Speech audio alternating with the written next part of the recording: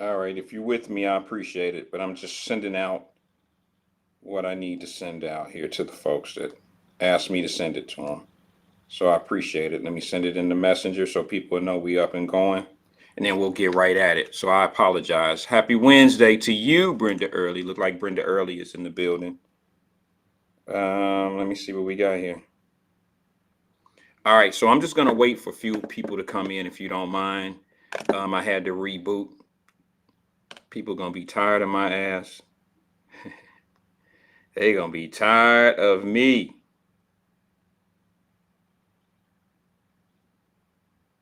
Yeah, they gonna be tired of me. So who we got in the building? Anybody yet? Crystal Powell just got on. What's good, Crystal?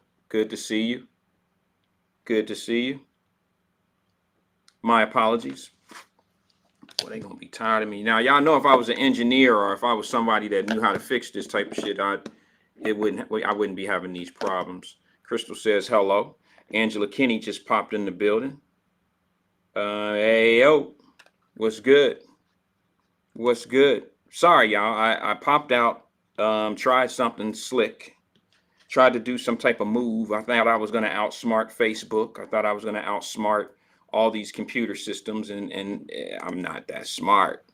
I'm just not that smart. Anthony Presser just come back in. What's good, AP? That's my man, Anthony. I seen he say the things that I just sometimes he beat me to the punch on a lot of shows. Anthony, you know what I'm saying? I'll be listening to some of the shows, bro, in Cincinnati, and I see your responses. I see some of the things you say, and I'm like, damn, he beat me to it. He beat me there. I was gonna say the same shit, but hey, great minds think alike, right, bro? Yes, sir. Who else we got here? We just got a few people that's popping in. Got YouTube, got Wyatt-Live, Randall Wyatt's page, got the YouTube Wyatt-Live. Underwood says, yo, we back. Yo, Underwood. What's good? But yeah, AP, Anthony Presser, he say things that I just sometimes. And where's been about that check? Between AP, I'm gonna call Anthony Presser AP. Between AP and Ben about that check, y'all read my mind. Y'all say things, man, that and you beat me to the point. Cleopatra be on it too. Cleopatra just popped in and looked like, we miss you, babe. We miss you in the chat. We need some of that positive energy. We need you back. We miss you. I miss you. But anyway, man, I don't really have much to say today, to be honest with you, but I am going to say a couple things. I'm probably going to lose some folks. Should I just go ahead and get into it now, or should I wait a couple more minutes? You know, because I don't do well circling around, beating around the bush and shit. This is just not really my style anymore. As a young man, I was a beat around the busher, and I lost out on a lot of opportunities. Some of my opportunities even watch. I shouldn't say some. That sound raw. That sound nasty. I had a crush on an individual, and she watches the show. And as a kid, I had this big crush on her. And I'm about to do what them singers and shit be doing, right? I ain't gonna say no names because I don't want to crush no hearts and shit. But she know who she is. That's my Bobby Brown shit. But she know who she is. Dun, dun, dun, dun, dun, dun, dun, dun. That's that Bobby Brown shit. Oh, yo, Underwood, I said, can I get a little cred? I'm here. Yo, Underwood, you know you got it. Let me finish my Bobby Brown story, though. Let me finish this one, and then I'm going to go. I'll do a whole a quarter of a segment on you. I promise. But like, when I was a young dude, I didn't speak up. I know that's probably hard for a lot of y'all to tell these days, but I didn't come out of this shell. I didn't break out of my shell. Um, I didn't come out of my shell until later. Once I left Cincinnati and I was able to mingle and get into a different world. Once I got out of comfortable area. Cincinnati as a kid for me was comfortable. Even growing up in the hood, growing up down the way, it was comfortable.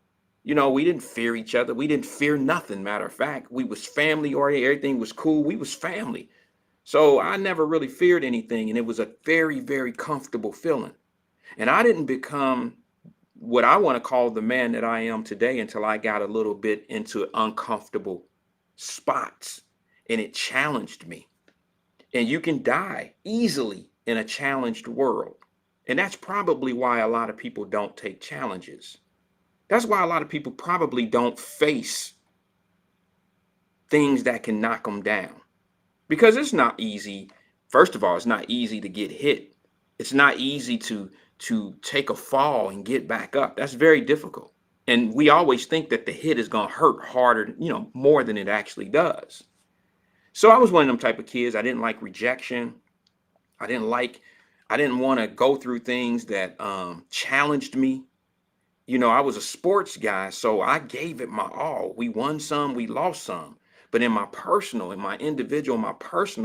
I just really didn't take a lot of chances as a kid. I stayed in a comfortable zone. I would get a little paper route job or something. I would just stay in my little spot chasing money or whatever, but I didn't want to interact with people. I didn't need to do all of that shit.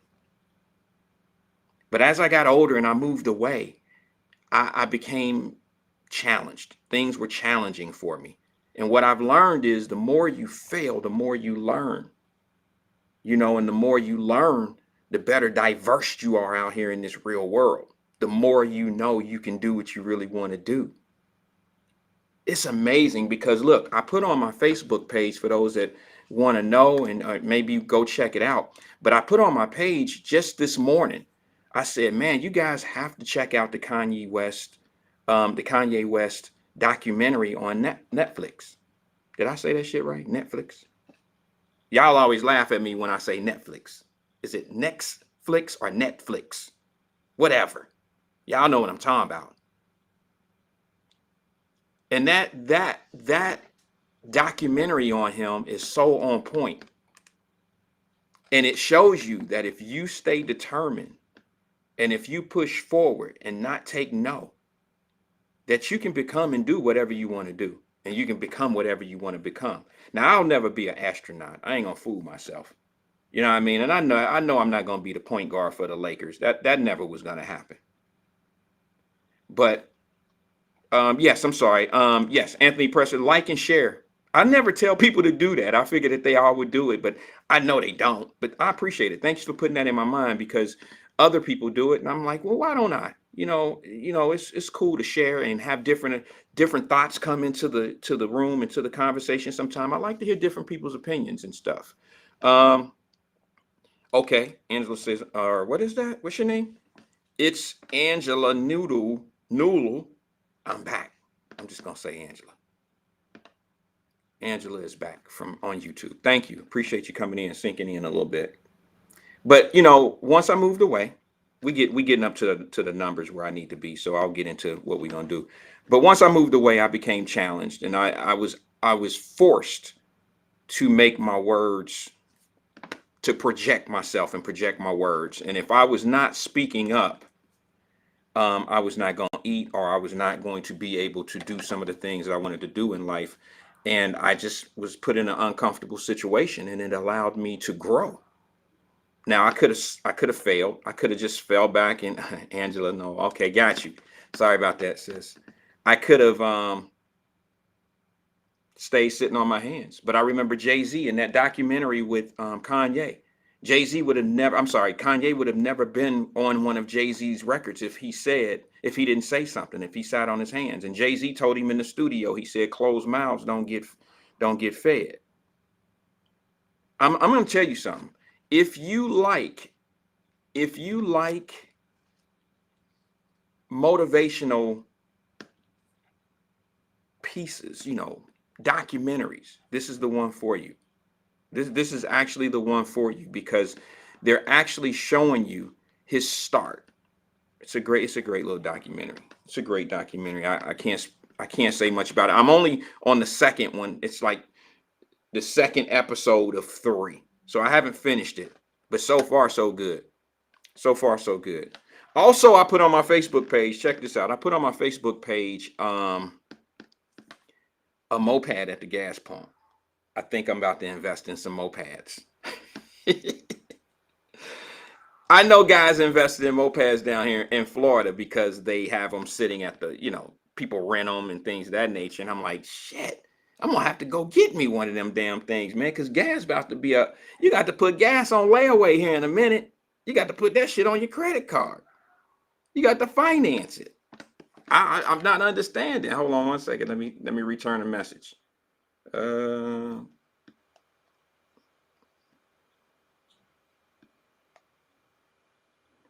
right. Yeah, gas is ridiculous right now. And it's going up, up, up. It hasn't really hit Cincinnati that, I've checked the prices online.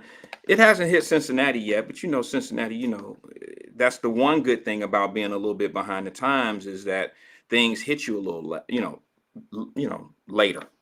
You get the music a little later. A few other little things hit you later. And, sometimes inflation. So it's a benefit to be slow in certain areas. And, it's coming, though. It's coming. Yeah, I'm gonna have to get me a moped and line that sucker up. Say, give me $3 on pump 8. You can't say that shit no more these days. I remember my mama used to run me and tell me to go in and get, like, I would get out the car and I wanted to drive so bad, and I was little, so I couldn't drive. But the best thing I had going on is she taught me how to pump gas, and it was all cool until them Cincinnati winter times. But she would give me the money, say, go in there. She'd give me a $5 bill with some shit and say, get $3 on pump 8. And I'm like, okay. Them days are gone. You can't get $3 and nothing in the gas station no more. A Faygo pop and a bag of potato chips will get you that shit. I don't even think $3 will cover that. Nah, you can't get a soda and a bag of chips for $3. You're gonna give them the 5, they're gonna give you 35 cents back. So yes, it's crazy. This inflation is crazy. The last thing on inflation, I'll say this: it's gonna hit you guys. It's gonna hit us when we least expect it as well. Let me tell you what's going on. The Dollar Tree is now $1.25. I said that to you all before, but now I'm starting to hear a lot of people bitch about it. Oh, when it first happened, it just slid through you. You didn't recognize it at the register. You didn't register. It didn't register to you that you paid an extra $6. You didn't get it, or an extra $3. You didn't get it. But now it's starting to be seen. You can see it. And where it's really going to get you is when you start seeing it at the restaurants. You go to McDonald's and all that shit. They don't have a dollar menu anymore. It's going to be the $1.50 menu. They don't have that anymore. So you'll see it's coming. It's coming. I don't see it drying up. I don't see it getting any better anytime soon. They got a war that's about to happen, and that's gonna affect us as well.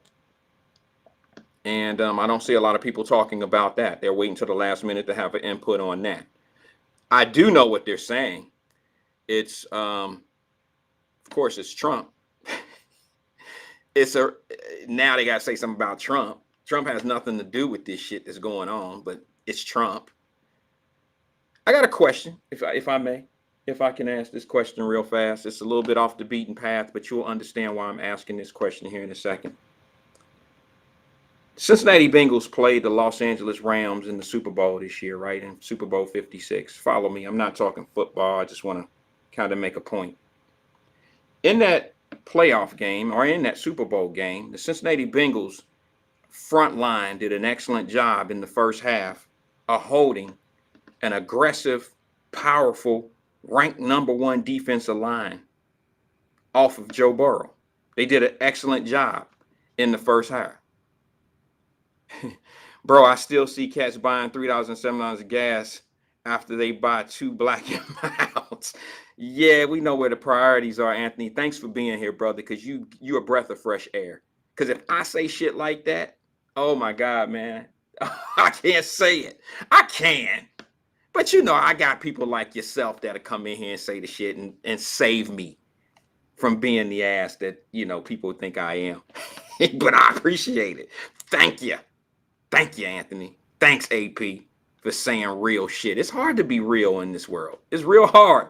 It's hard to say the real shit, because when you say shit that's real, the people that want to be super saved, the dumbass people, they tend to want to be the Superman of dumb shit. So they jump in, cape flying, and they want to, well, what happened? Well, what happened? So what? Don't judge anybody. He has a $5 bill. He wants a Black & Mild, and the rest go on gas. Dun, dun, dun, dun. He gonna save the stupid people. It's okay. Thank you, AP. I appreciate you stepping in and filling that gap for me. Good evening, Wyatt-Live family. That's what Stephen Speed says. I appreciate you. Justin Sharp just banged up in the building. What's good, bro? But anyway, man, let me just say this. I'm making a point. So the Rams play the Bengals in the Super Bowl. I'm not talking football, ladies. Don't go anywhere. I'm just about to make a point. Okay? Bear with me. The Rams are playing the Bengals in the Super Bowl, and the defense of the line is ranked #1 in the NFL. They got Donaldson, they got your boy on the corner there. I can't think of all of them. Donaldson is the beast. That's who won the game for him. And what's up, Miss James? And in the first half, we handled them well. Second half, they started doing a little bit of different stuff. They did a great job making adjustments, right? They did a great job making adjustments, and Donaldson was getting to the quarterback. Bear with me. Trust what I'm telling you. Just bear with me. Donaldson did a great job getting to the quarterback. Their game planning was amazing. And the Bengals had no answer on the offensive line, right? They had no answer. And that's why we lost the game, because our adjustments. The Rams did a great job making the defensive adjustments that our front line couldn't handle. Now, my point of saying all of that is this. I don't know if this was the right analogy, but I'm doing the best I can. Did anybody see me as being a Rams fan when I gave you that analogy?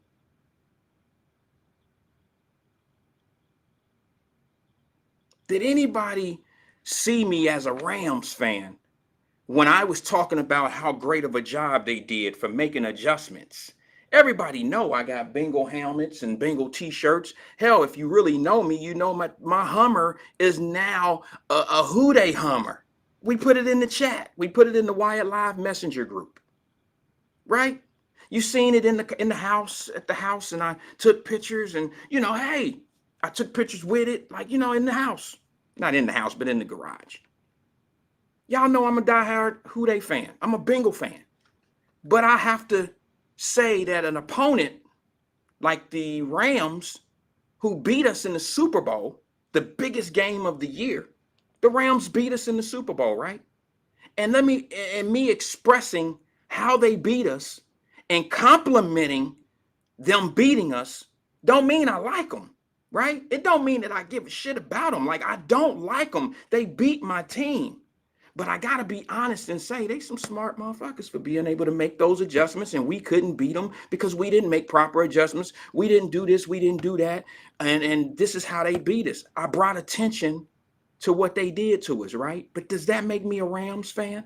I ain't got a Rams t-shirt, a Ram hat. I ain't got nothing in my crib Rams related. What you say, Justin? He said, I like the Bengals, but my money said Rams. I got you. Your money was losing till the second half. But all of that being said, let me tell you why I say this. I say this because when you hear somebody compliment the op, say something like, well, that was a good ass move. They made adjustments. They did this. They did that. They're fucking geniuses for that shit. That defensive lines coach and defensive coordinator over there for the Rams are fucking geniuses for putting that shit together and rushing us. Right? That's what I say.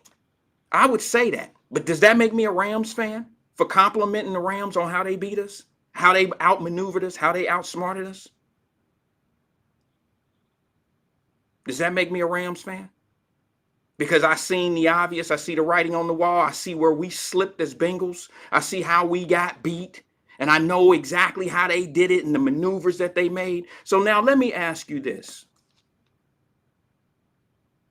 And I know some of y'all gonna love this shit because you can't wait for me to talk about something like this so you can be that superhero. How is it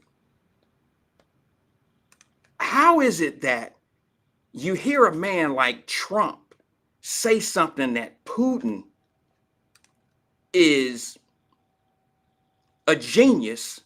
How does that make him the enemy of what's going on right now? And why are we focused on what the fuck Trump is talking about and not focused on what's going on and how we handling the problem? I listened to radio today. Yeah, I did. I tried. They had about 10 minutes of my attention.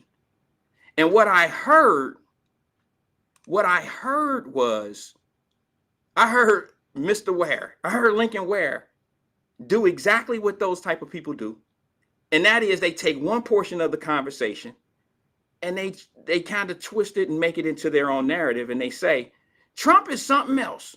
Trump sits back here and he says that Putin is a genius.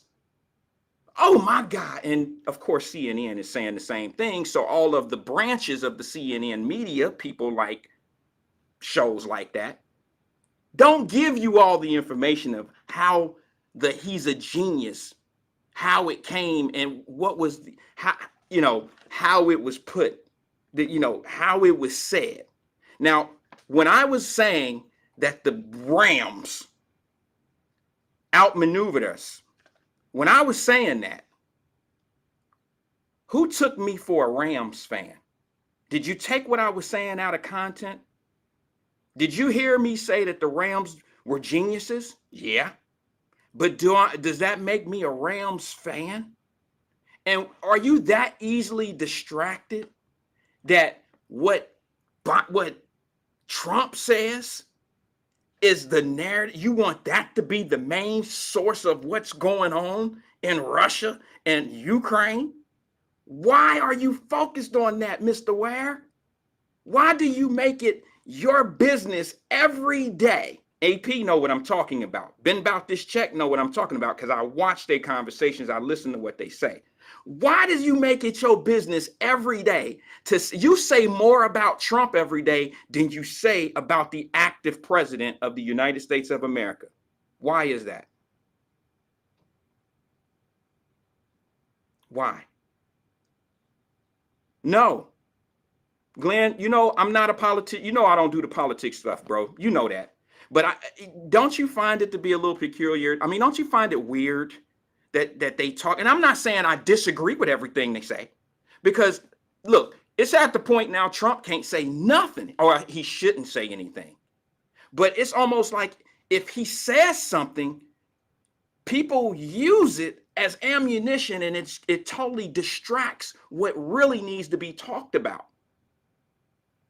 It really needs to be talked about. So even if he says something like this Putin fella is a fucking genius, he meant it like a chess move. He didn't mean it like, well, I wish I was him. See, you got to keep it in proper content. But no, what happens is certain people, I know a lot of people about to leave when I say this shit, but this is what Wyatt-Live is. I'm not picking one side or the other. It's just what I see. And what I don't understand is, how could you take this part of a conversation and molehill it this big into a whole different situation? How could you do that? And my problem with it is when you try to push it down people's throat and you try to make them digest it. Talk about the current president. Talk about what he's saying. What is he saying that's so powerful? Sanctions? So if those sanctions are so fucking devastating to Putin, why is it that he don't give a fuck? Why does Putin continue to move forward after the sanctions have been pressed down on him? Somebody educate me on that. I'm not saying that I know. I see somebody at the playground who don't give a fuck about the dude who's saying, oh, I dare you, do it and watch what happens. I just see a dude that's about to get hit in the mouth. That's all I see. And we rather say Trump, Trump, Trump than handle your business, bro. Handle your business, bro. That's what I'm getting out of it. So when I turn on the radio and I can only stomach 10 minutes of that type of conversation, man, it seems like a distraction to me. I say let's focus down what ex-President Trump, what President Trump is saying. Damn what he's saying. Why is that the focus of your conversation instead of where tanks are and what we doing and how we gonna get certain things fixed? So the Who Dey Nation at this point will probably exile me. They'll probably tell me, since I thought that the Rams did such a good ass job neutralizing our offensive line, that I'm no longer welcome to be a Bengal fan because I complimented the opposition on a great strategic move that they've made to win a game. And that's what Putin is doing, whether people want to know it or not.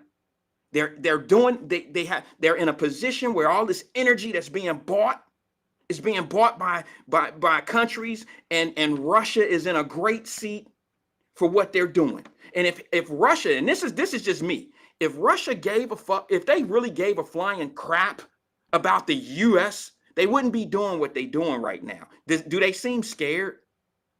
Do they seem scared? They've had meetings. Here's what I say. I just watched a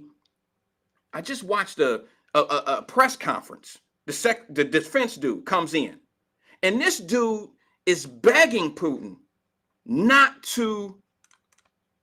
He's begging him for diplomacy. He's begging him to come back to the table. And I don't mean begging him in a bad way, like, oh, he's kissing his ass. But he's begging so it won't be war. I respect that. I really do. But I don't think they give a shit about your diplomacy, Mr. USA. I don't think they give a shit about our diplomacy. They don't care. And there's a reason why they don't care. I don't think they think we're going to do shit. Those sanctions, you don't think a person as smart, okay, now y'all gonna hate me because I know Putin, he might be a devil, he might be a horrible person, he may be somewhat of a dictator, but that don't mean he's not intelligent. It don't mean he's not smart. It don't mean he can't beat me in a game of chess.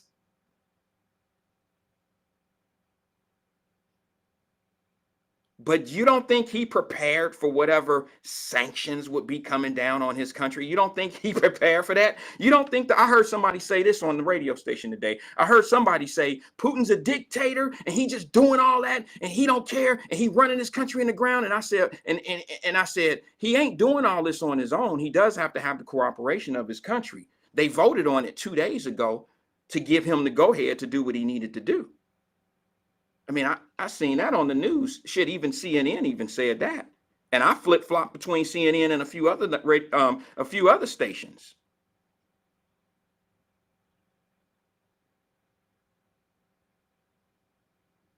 And you don't think an individual who plays chess thinks frames ahead? You don't think Putin is thinking, okay, this is how the US can impact what I'm doing.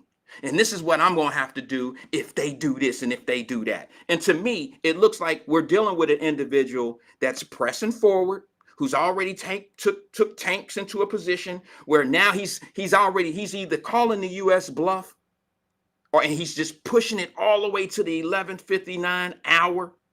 And he's still trying to steal whatever he can steal out of any negotiation. But quite frankly, I'm past the fact. I'm past the notion of he care about where we are, sanctions we pass. You don't think the sanctions that Biden hit him with, you don't think they seen them coming? You don't think he said, okay, well, we'll mess with their banking. You don't think they put their banking shit in order? You don't think they had something to do with the hacks that hit America? At what was it? Wasn't it, what bank was that? You don't think they hacked those companies and got that $8 million ransom from a Russian company, from a Russian group? Those are the new bank robbers. They don't rob banks like they used to anymore. They don't rob banks like that anymore. They get you virtually. They get you on the computer and all that old shit. And Russia has those abilities. They just did it. They just did it. Brenda Harris, my bad, Brenda. Brenda says, war is hell, but it's time to test all that stored up ammo. I don't know.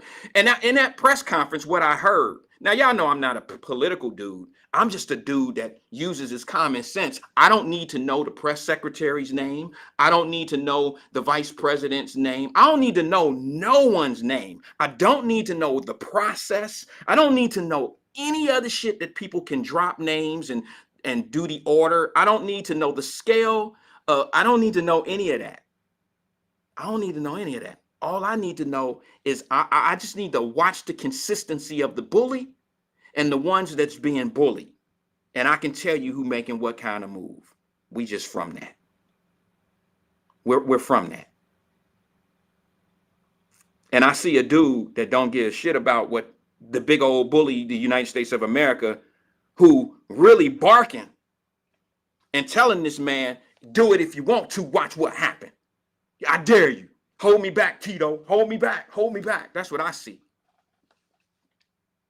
But I also see the United States of America bringing some diplomacy to the table and saying and begging Putin, please back up, because you are going to have to answer. This is what I heard. You are going to have to answer to those Russian families whose kids will not be coming back home. Now, what that tell you?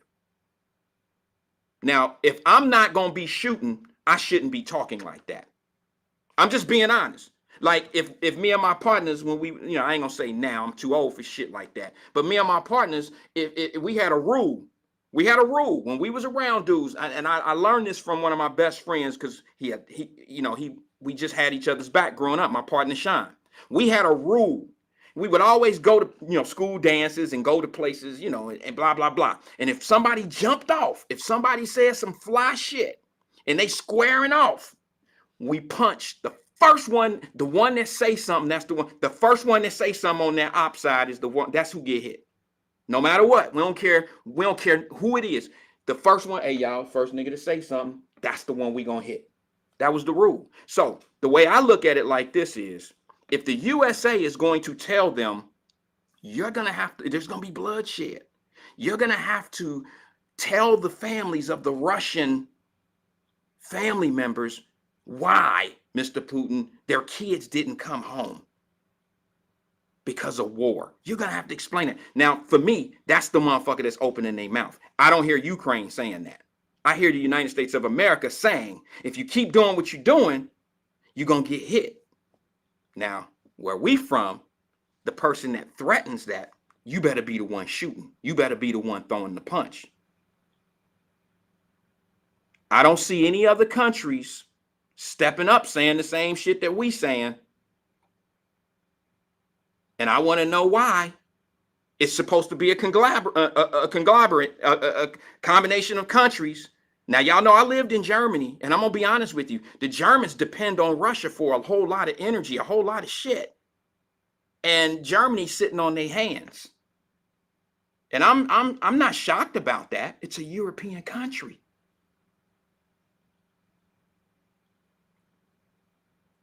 And here we are playing police to wars all over again and shit. And I'm trying to understand. I'm trying to understand.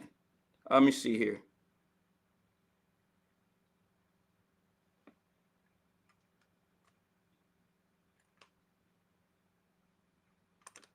What is that, Mark? What's up? Marcus Jenkins is in the building. My bad, brother. I didn't see you. He says, but now fools need to be tired of fighting over oil. Mary Ann says, hello from Las Vegas. What's going on, Mary Ann? Lou Owens, good to see you. Putin, she says, Putin wants the Soviet Union back. Yeah, I understand all that. And I say, look, they doing what they doing over there. Is that really our fight? I'm just asking.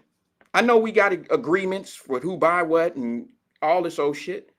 But at a certain point, I just wonder, all the spending we've been doing for years on top of years, all the protection we've been laying out, it always comes down to hurting us as U.S. citizens in the tax situation. Always. Marcus Jenkins says, I don't think that president of Ukraine is going to engage him. He realizes this is a all shit show. Okay. So you don't think that they're really going to invade? You think this is just Putin taking position and wanting to capitalize with a threat? He's going to try to get everything out of negotiations with a threat. So you don't think any bullets will fly in the air, no rockets will hit the air and all that? Here's what I'm saying to you guys. I hope that's the case. I really do. Listen. I grew to know people in Europe when I lived there. And I know, some of the hangups that they have in life. I know some of the rules, and they would love to come to America. They would love to have the benefits and the opportunities that we have here in this great country. Hell, I told you I was selling Levi blue jeans for $300, 300 marks a pair, which at that time was $150. I was selling them like they was Guess jeans back in the day. I don't even think Guess were 150. Shit, you can get Guess for $80 back then. 80 or $90. If they hit 100, it was something special about them. Let me see. Brenda Harris. She says, do we really need foot patrol? Can't we handle these by air? I don't want to get involved. I'm just being honest with you. I don't want to get involved in this shit. We're sending troops over there, not really to put boots on the ground where the fighting is. So I'm trying to figure it out. Like, are we just training people? Why are we even there? Just to be like fake bodyguard? Like, I'm gonna show presence of a bodyguard, but when shit jump off, I gotta back up. You on your own. Because that's what I'm seeing here. I don't know. President Biden has already said we're not going to war with Russia. So why would, I mean, you're going to war with Russia if you're going to hit sanctions. Because Putin said today, he said, oh, I'm going to show you what's going to happen with these sanctions you just put down. So I'm waiting to hear, if y'all heard it since then, I'm waiting to hear what the sanction pullback is going to be. Like, what is Putin going to say and what is he going to do about what we have done in this country, or as far as our sanctions to him?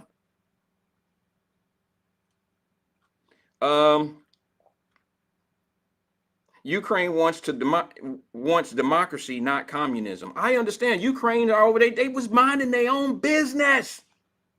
They were minding their own business. Glenn says Germany has just cut off their pipeline deal with Russia. They should have been done that. Quite frankly, Glenn, and I think you know that. They should have been done that. They should have been done that. It's not fair that Russia is not their ally. They're not. Russia is not their ally, and they're spending billions of dollars with an enemy. Who does that? Who does that? I mean, why would I enrich my enemy? I don't have to fight you. I don't have to be evil and nasty to you, but why do I enrich in you? There's other avenues. There's other ways. There's other avenues. Hello, Mary. How you doing, Mary Ann?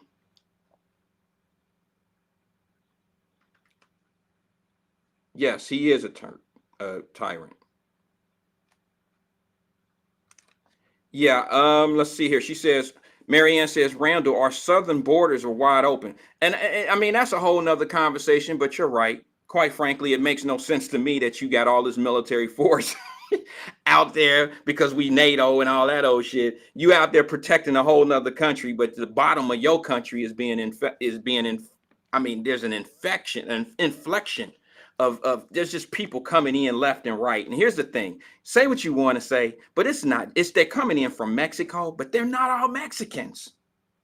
There's several different countries coming in through the border of the United States of America. And say what you want to say about me or whatever, but to be honest with you, there's more than just people coming into the United States of America. It's a pipeline of dope coming in America right now, and it's easier than ever to get in. And guess where that dope is landing? Guess where it's going? Guess where it's going? Guess who it's sending to jail? Guess who is overdosing? But guess who's getting rich? You think about that. This is why I don't understand when everybody talk about Trump all the damn time. I mean, why are we talking about him when you got crisis, pandemics, you got a whole lot of other shit to be saying that you can affiliate Joe Biden with and say, hey, Biden, hey, good job. Good job on that. Or Joe Biden, bad job on that. Or, Joe, what are we going to do? Y'all, come on, man. Let's make it make sense. Trump is an easy out. He's an easy focus. You focus on him, you don't have to talk about reality. He's not reality. And if you thought he was so stupid and you ain't had nothing to worry about, let me ask you something. How many of y'all still talk about your ex? If you talk about your ex, raise your hand. Yeah. If you're still talking about your ex, Put your hand high in the sky and wave it. Put your hands in the air and wave them like you just don't care if you're still sitting back talking about your ex. And then how about your ex of your from a few years ago? Not your last ex, but the ex before that. You still talking about that ex? See how much sense that make? And I know that you think that Trump has influence, but he only has influence on what he can control. He don't control both parties. He controls one party. And for those, I really get a little upset because I personally believe in both sides. I'm what you call an independent, guys. I'm one of those type of people that understand that the Democrats have some great policies and the Republicans have some great policies. But I hold both of them accountable for the things that they do and the things that they don't do. And sometimes the explanations that I hear just don't make any sense. And then when I see them trying to make certain outs for their shit not getting done, it just don't make any sense. So, and that goes for both Republicans and Democrats. That's why I don't like politics, because it's a blame game. It's always somebody else's fault. Always. And none of it is true. Nothing about that shit is true. Why do I want to live in the Wizard of Oz land? Why do I want to be living around somebody that's trying to pretend like they care for me? First of all, I don't know a poor politician, do you? Not on a local level. Not like a once you get to City Hall, that's when the shit begins. That's when you start to understand how to game up and how to make money at this game. Oh, but then when you move to the state level, that's when the money start really showing you. And then when you go to the federal, oh my goodness. Y'all know does anybody know a poor politician, a poor senator? Does anybody know one? There was a story one time that Joe Biden had to borrow money. He had to borrow money from President Obama to pay his house off. That was some bullshit as far as I'm concerned. Maybe so. Maybe Joe fucked his money up. I don't know. I can't count his money. But that was a story that was out there. Like he was a hardworking dude sitting on the train, going all the way, commuting 2 hours a day to go from his home here to go to work. All this old bullshit. And I'm saying, man, listen, I'm getting paid if I'm commuting 2 hours a day. Shit, I get paid to drive 15 minutes to go make a move for what I do for a living. Damn it, if I drive or ride a train for 2 hours, oh, damn it, I'm hitting a lick. So I don't want to hear that shit about, oh, he had to borrow money. Maybe he fucked his money up. Maybe he did something that most people just don't do with their money. I don't know. But it ain't because he wasn't getting money. Like I told you before on another show, I said, I know a few millionaires that live check to check. I know a few millionaires that let me put the comments up, okay? Because I know. Let me see if I can do this. I know some people who have had, that make a lot of money. I'm not gonna put names out there, but some of you know I know what I'm talking about when I say this. What's up, Tabitha? What's up, Davis? They just jumped into the conversation. And let me do this. And a couple of them that I know actually live check to check. You ever known a millionaire not own a piece of property? It happens. It happens. This will make it easier for me. Don't have a car in their name, don't have a home in their name, and live check to check. That exists in this thing called America.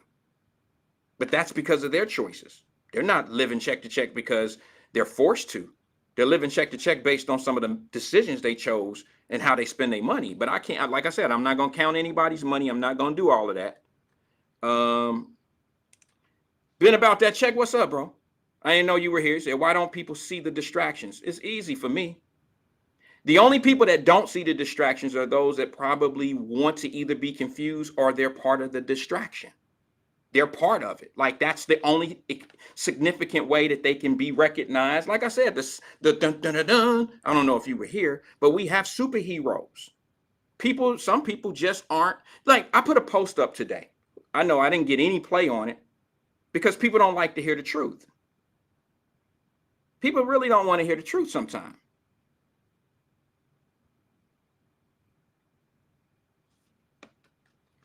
Hold on one second. I wanna address. I think I just seen something here. Let me just see.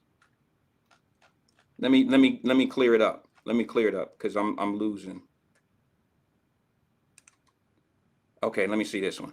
Okay, I have friends who are millionaires 4 or 5 times over. I never said I had friends. Let's get it straight. I said I know people who are millionaires that have that have that are living check to check. And it might have something to do with one of the professions that I'm in. So no, I'm not saying that I have a bunch of millionaire friends. Let's get it right. I know you want me to look bad. I know you want me to look bad. But let's not do what y'all do all the time. All right? I know what you're doing, but it's cool. I never said I have friends. I said I know people that have made millions and they live check to check.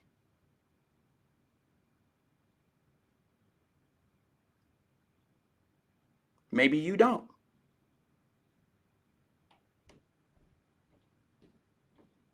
Maybe you don't.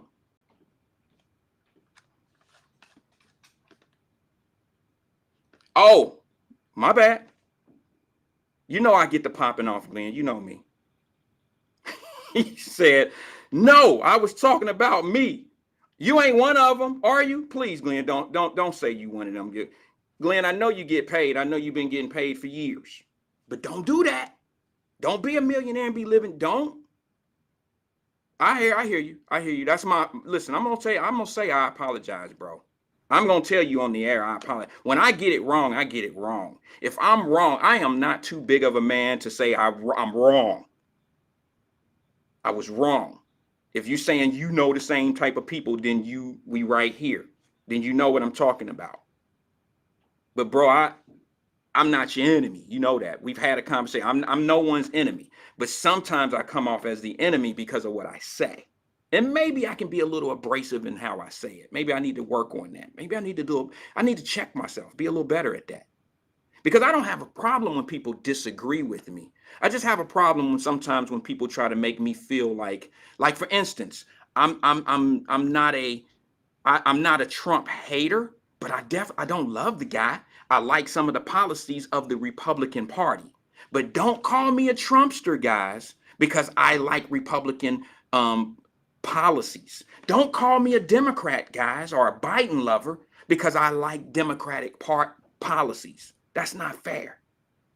And that's called shaming. If y'all was doing that to a fat dude or a fat girl, it'll be a problem. Or a kid or a guy or a woman that had a mental issue and say, oh, and you were shaming them for what they do. You would be shaming them, and that would be bad, considered bad. And I don't think it's fair. I don't think it's right when people are called, and I hear this on the radio a lot, and it bothers me. It creeps me out. It gets under my skin. People say things about people because of their point of view. You challenge their way of thinking, and now you're stigmatized. You're titled something, and it's usually some form of a derogatory person. Like, oh, you a coon, bootlicker, you a house Negro. I've been called every last one of them things in my life, but I've also been called the N-word in a derogatory way. All of that, and a lot of us have. A lot of us have.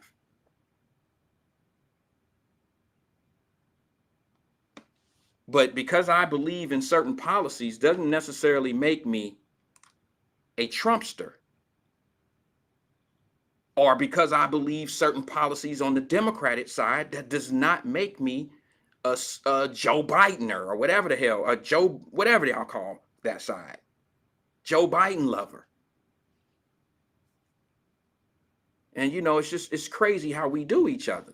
And I'm telling you, one of the biggest divides, I'll say this, and I'm going to say it. People going to disagree with me. One of the biggest divides in this country between, race, religion, race, and all is politics. Politics play a bigger divide in our country for Black folks than anything. You could say race relations, but if you really look at it, politics drives all of that. It drives it all.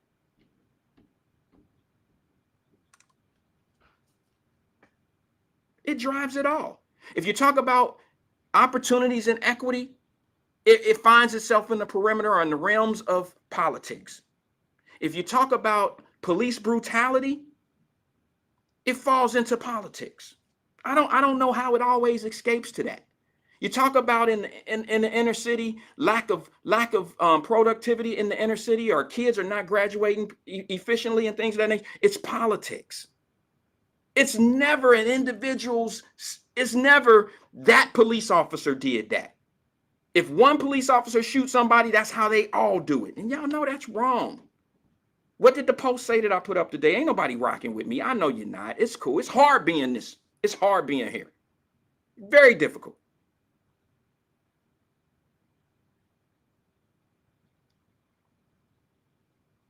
But what did the post say today? Some people would rather be praised by the masses than to stand on their own and go with the truth. And that's the truth.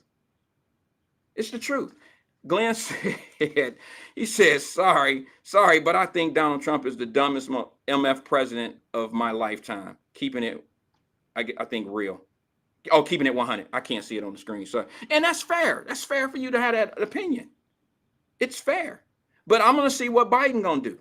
I told y'all during the election, during the debates, when we were doing our debate shows, I said, listen, I'm going to roll with whatever president, because neither one of these presidents is going to stop me from doing me.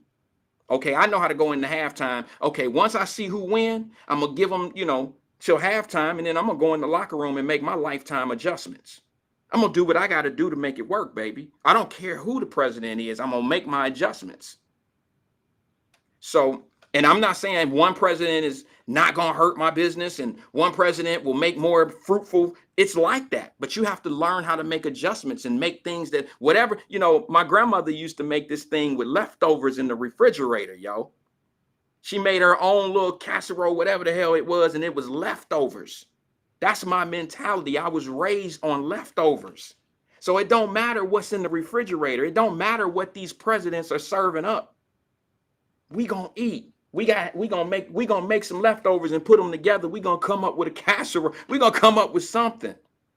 If you wasn't raised that way, then you might not understand or know what I'm doing or understand what I'm saying. I don't mean it in a disrespectful way. I'm just saying, especially, and this is gonna sound crazy, but especially us, my brothers and my sisters, we've always been playing from behind. We've always been playing from behind, and we always find a way. We always find a way.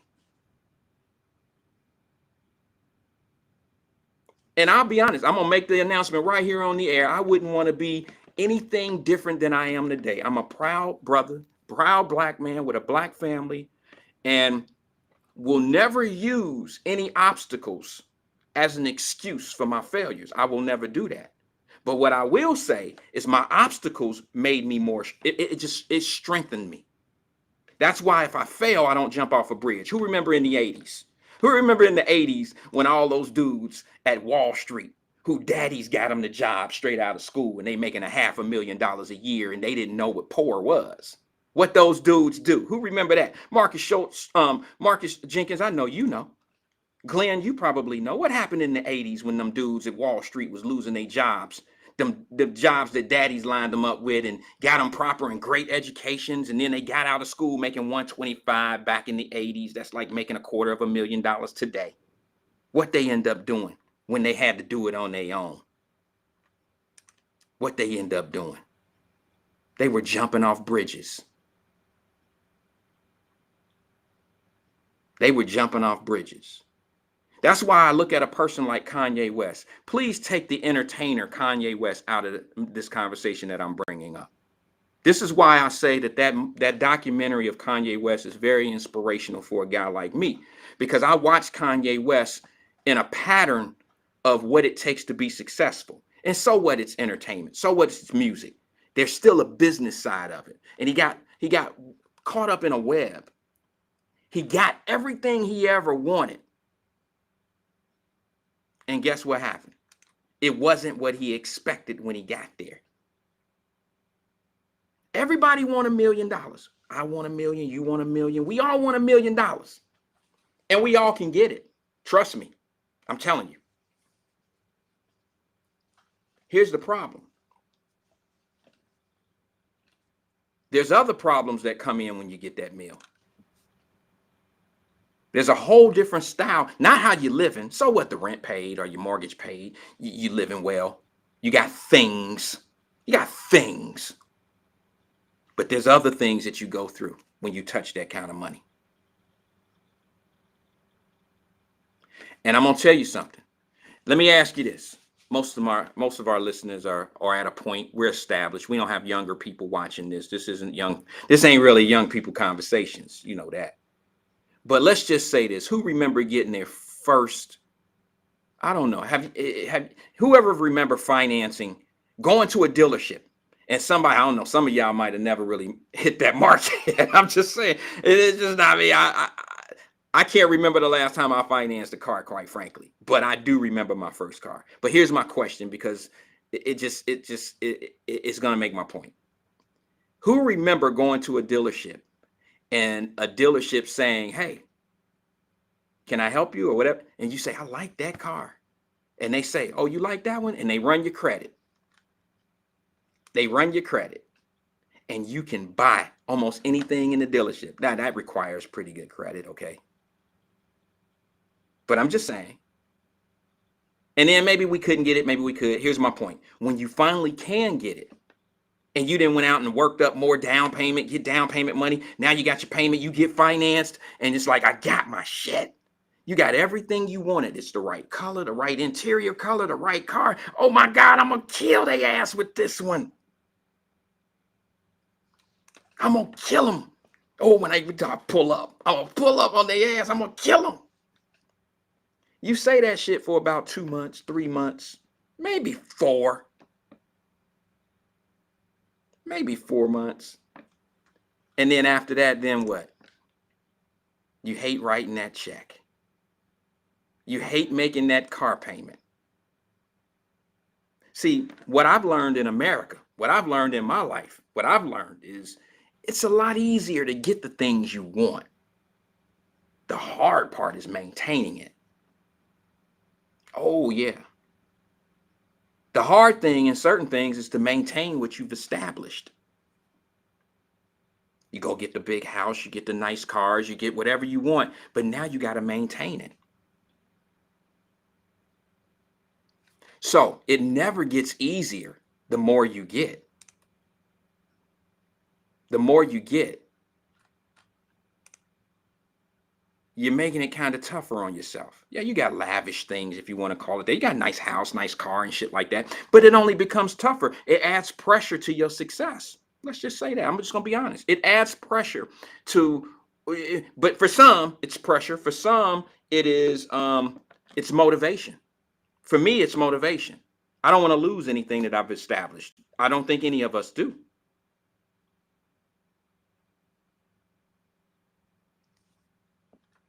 So my point of this is, I love the fact that Kanye was able to establish himself, and he went to the high road. He went from nothing. He had a great support system by having his mom. If you watch the documentary, it shows you what you have to do to be successful. You don't have to be Kanye, but you got to have that will to want to win like a Kanye.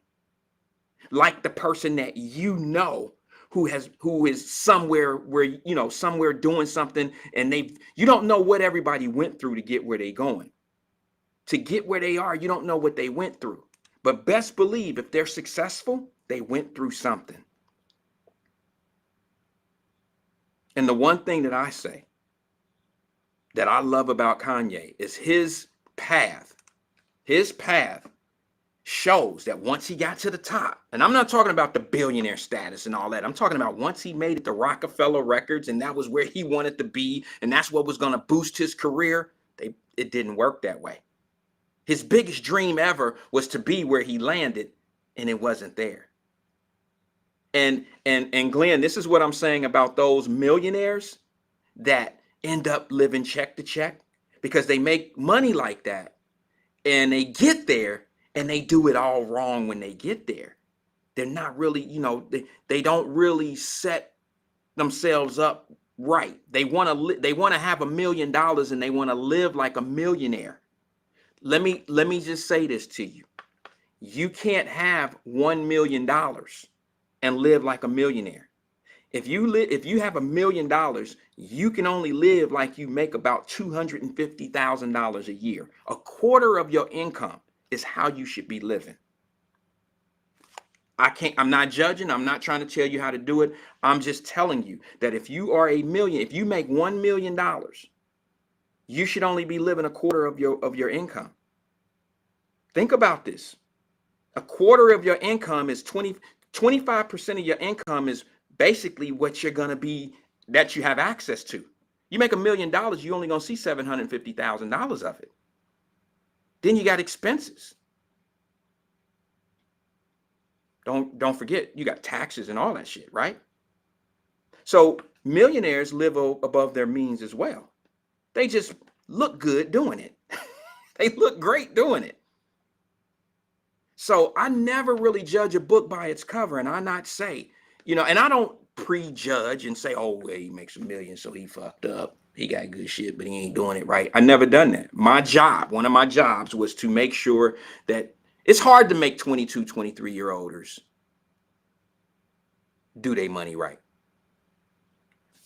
Let me bring this to you real fast about the Kanye thing. He went to visit his mom when he went back to Chicago. And they took the cameras into his mom's apartment. And his mom was adoring one of his it was an angel gold chain that he bought. It was a charm, and she was loving it. And she said, I seen you bought this chain. And I was like, oh, I love it. I love it. I love it. And she was like, oh my God, my son, and went and bought another gold chain before he bought a house. See, his mom is a teacher, school teacher. He had the right morals and the right everything. I ain't judging him for the type of women that he chose in his life. I'm not doing that. That's not what I'm trying to do. I'm just talking about what made him be so persistent and so straightforward at being successful and not taking no for an answer was how he was brought up. It was how he was brought up. I heard on the radio today in that same breath, I guess it was this morning, I heard people talking about these kids, these teenagers, they out here killing people. They need Jesus. They need Jesus. They need God. And they probably do. We all do that. So how you going to say, I ain't going to get into all that, but we all need Jesus. We all need God. We all need that, right? So how you going to sit back and say that's the answer for these kids? No, I'm going to say what I've been saying since March of 2020. These teenagers out here taking lives and all this old shit that your police chief and your mayors and all this shit don't want to admit to. They don't want to admit what the real problem is. They want to put it on the Boys and Girls Club. There ain't enough community activities and all this old shit to do. They want to put it all on that. It boils down to great parenting. You don't have to be the greatest parent, but you got to give it some effort. You got to give it some effort. And AP, you was on there. I seen you make some comments. And Ben About That Check, you was on there too. I seen you make some comments. But the bottom line is, why is it that certain people have a problem telling the truth? Not you guys. I'm talking about why do they distract to the power, to the third power? Why do they carry the two and do all these other math shit when in fact it is a parenting situation that you have in your city of kids hanging out to 2 o'clock in the morning, 1 o'clock, 3 o'clock in the morning on a school night because they ain't going to school.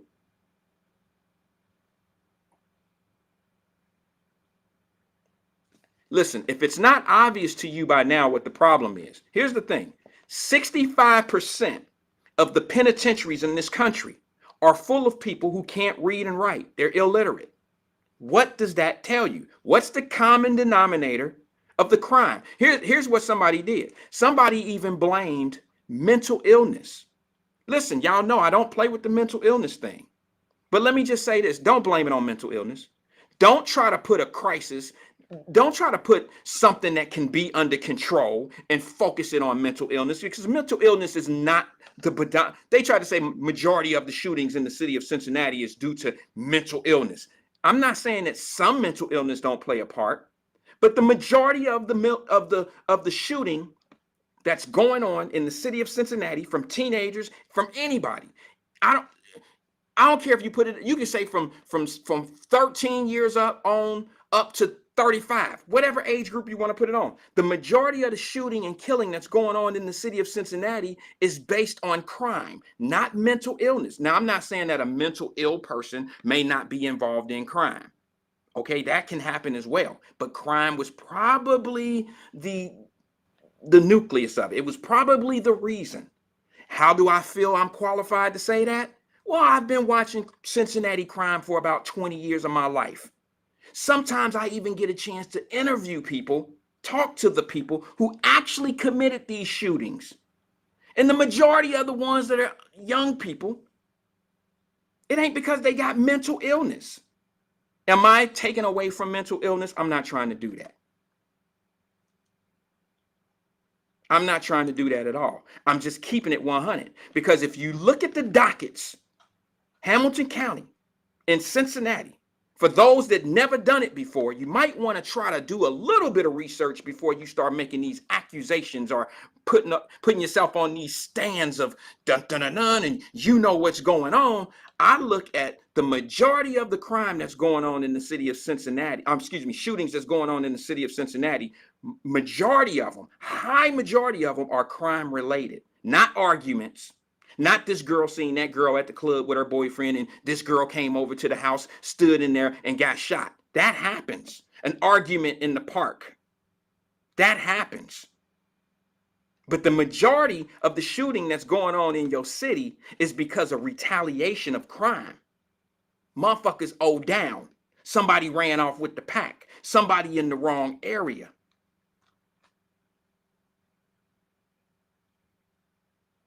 That's what's going on. And here's what I have a problem with. I have a problem when your police chief won't even say, well, we need to make sure these parents are doing a little better job. You know what police chiefs are saying that shit now? Chicago. What took them so long? DC. These are two black police chiefs that finally came forward and said, we got to start holding parents accountable for their kids being out to 2 o'clock and 3 o'clock in the morning on a school night.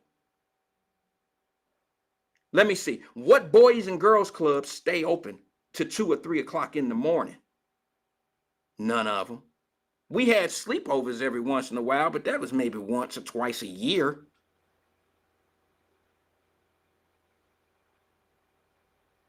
But why can't I get that type of accountability from people? Why can't I get someone to say, or a politician? Why can't I get, is it wrong? And didn't I tell y'all the chief that was retiring? I'm not trying to bang up on him or nothing like that. But didn't I tell y'all that, oh, he won't say that this was a year ago. I said he won't say that it's the parents. And I know he's about to retire. I said, but he gonna stick around. He sound like he about to get in politics. Who remember that conversation? I ain't making this shit up. Because only a politician won't tell the truth. Only a politician won't say something that'll damage him that they can come back and roll the reel from one day. And say, wait a minute, hold on. He against the people. Listen to what he said. He blamed the parents. And lo and behold, they asked the chief the other day when he retired. And God bless him. He did 33 years on the Cincinnati Police Department. He's a nice guy. But he also knows how to play the game. You can't become the police chief of Cincinnati and not know how to play the game. You can't run. That's a circle. That's a circle. They all know each other. That's a circle. God bless them.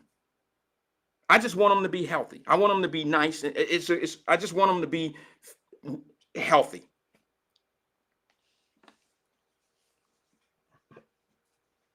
But I'm waiting for the crime to go down in Cincinnati. Here's the thing. They put a false report out. I don't give a damn what y'all say. I can show you on paper. Cincinnati was bold enough to come out and say, now, ain't nobody else going to tell you this because the chief will never call here. The mayor will never call here. City council members will never call here. City officials will never call here.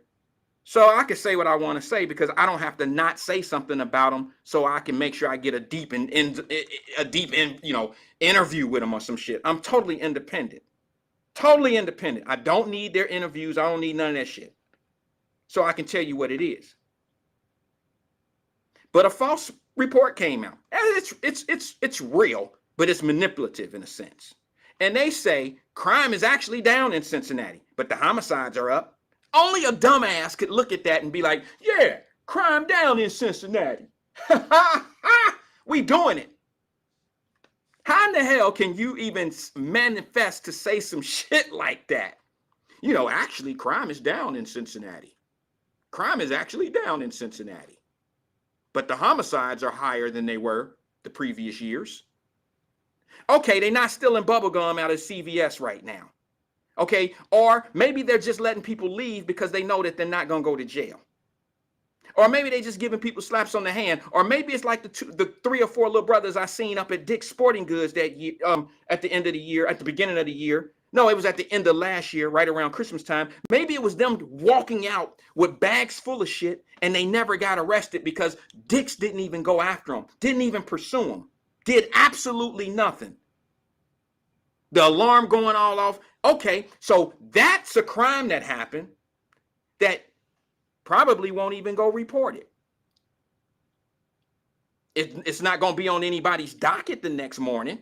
It's not going to be sitting in somebody's courtroom the next morning because they didn't even pursue it. So now you telling me you have the gumption to tell me that crime is down in the city of Cincinnati, but the homicides are up higher than they were in the last previous years. You can say that to me with a straight face. Make it make sense.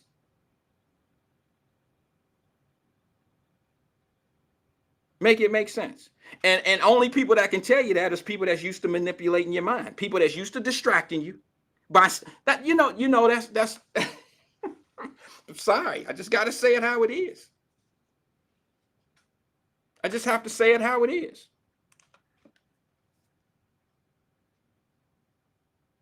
And I'm telling you, if y'all look at the dockets each day and you look at why people are carrying guns, it has nothing to do with them they're not mental.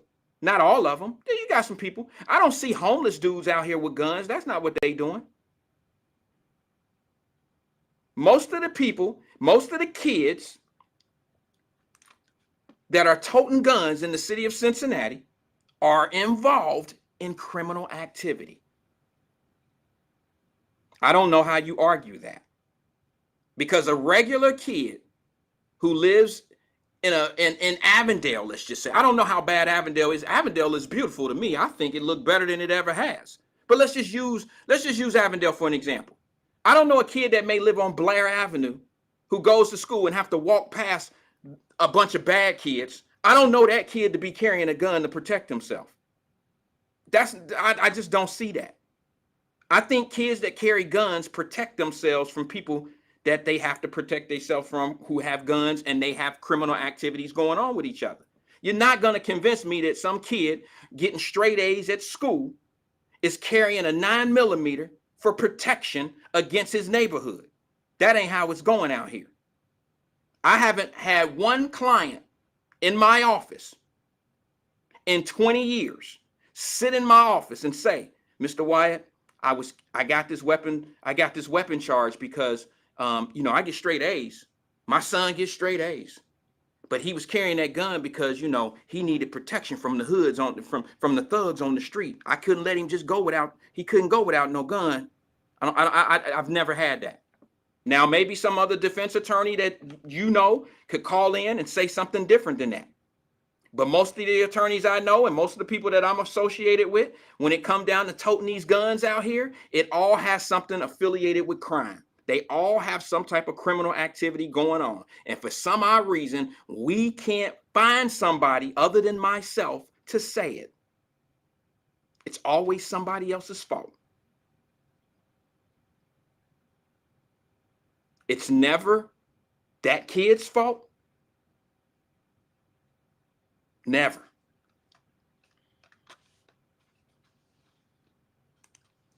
I'm going to try to catch up. Davis Denise says it's the drug crime. You're asking? Because most of the time it is drug related, yes. Gangs you can, okay, here's the breakdown in my eyes. You can say gang related, but gangs generate their money off of drugs. That's the revenue of a gang. Yes, feel free to call in, Denise. Let me see. Let me put the number on the screen. I'm sorry, sis. It's area code 513-310-0546. It's on the screen. I'll wait for the call. I appreciate it. Let me see how much time we got about 15 minutes. Feel free to call, sis. You may not agree with me, and I'm okay with that. I'm okay with that, but I'm just giving you some of the stuff, because look, here's what happens. You got a lot of people who got a lot to say who don't know, because they don't go downtown. They don't even go in the courthouse. And they got a whole lot to talk about. They ain't never lost nobody out here in the streets. They ain't never killed nobody out here in the streets. And they don't know what's going on down here with the people that do shit like that. But what they do, they sit on the bench and they watch the news, or they watch podcasts, or not podcasts, but what's that, YouTube, and they watch all these videos, and they come up with one situation that happened in Kansas City somewhere, and it defines the entire United States of America, and that's just stupid to me. Because you only really telling one side of the spectrum. Crime is a good guy and a bad guy, right? But you seem to focus on what happened to the guys that may have been involved in some crime. But you never focus on the other guys unless it's something bad that you can say about them.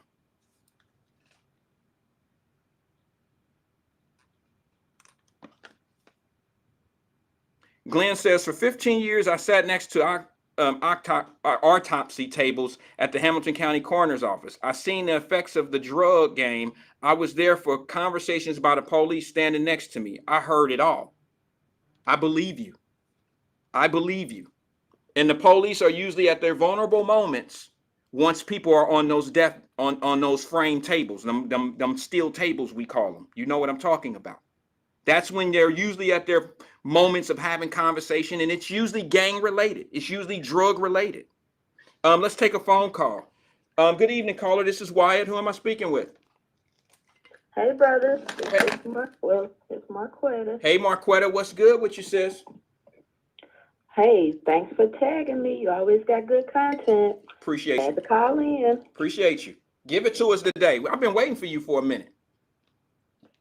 It's been so much going on, and I swear we be worried about the wrong stuff. Don't we? I want to start with immigration, if you don't mind, because you talked about everybody, like our border is wide open while we about to go to war with Ukraine. And I watched Putin tell the world he's not afraid to release nukes. Like, he stood up in his press conference like, look, I got nuclear warheads. I'm not afraid to use them. I would have stopped messing with him after he said that, but, I don't run that type of thing. But coming out of South America is your drugs. Absolutely. America is the biggest cocaine consumer, okay? The biggest drug addict in the world, America. Not necessarily all Americans, but like with the opioid crisis that you saw, Purdue Pharma, they had to kick back billions of dollars to people who were devastated by fentanyl and opioids. Communities, they had these pill mills that they would create, and like it would create 1,000 opioids per person. And so the people in the communities, they could overdose 10 times off of what these pill manufacturers, but because they were, Purdue Pharma, an actual legal entity, an actual pharmaceutical company, the government could come back and sue them and hold them responsible for what they did to communities in America. So you had a lot of attorney generals who were successful in recovering funds from them for these pill mills. You can't do that with South America. South America is not just Mexico. It's Ecuador, it's Guatemala, it's Honduras. And a lot of times you hear me talk about black femicide, but the femicide that's going on down in South America, the gang warfares that's going down in South America. Speak, sis. Speak. That's why people are running up out of there. They will kidnap your 9-year-old daughter and prostitute her out. The gangs will. And there's nothing that you could do because they have no local government. The gang is the local government. The gangs got drones. The gangs. And now let And me these ask you gangs, this, I'm Marquetta. sorry. No, I'm sorry, I didn't mean to cut in.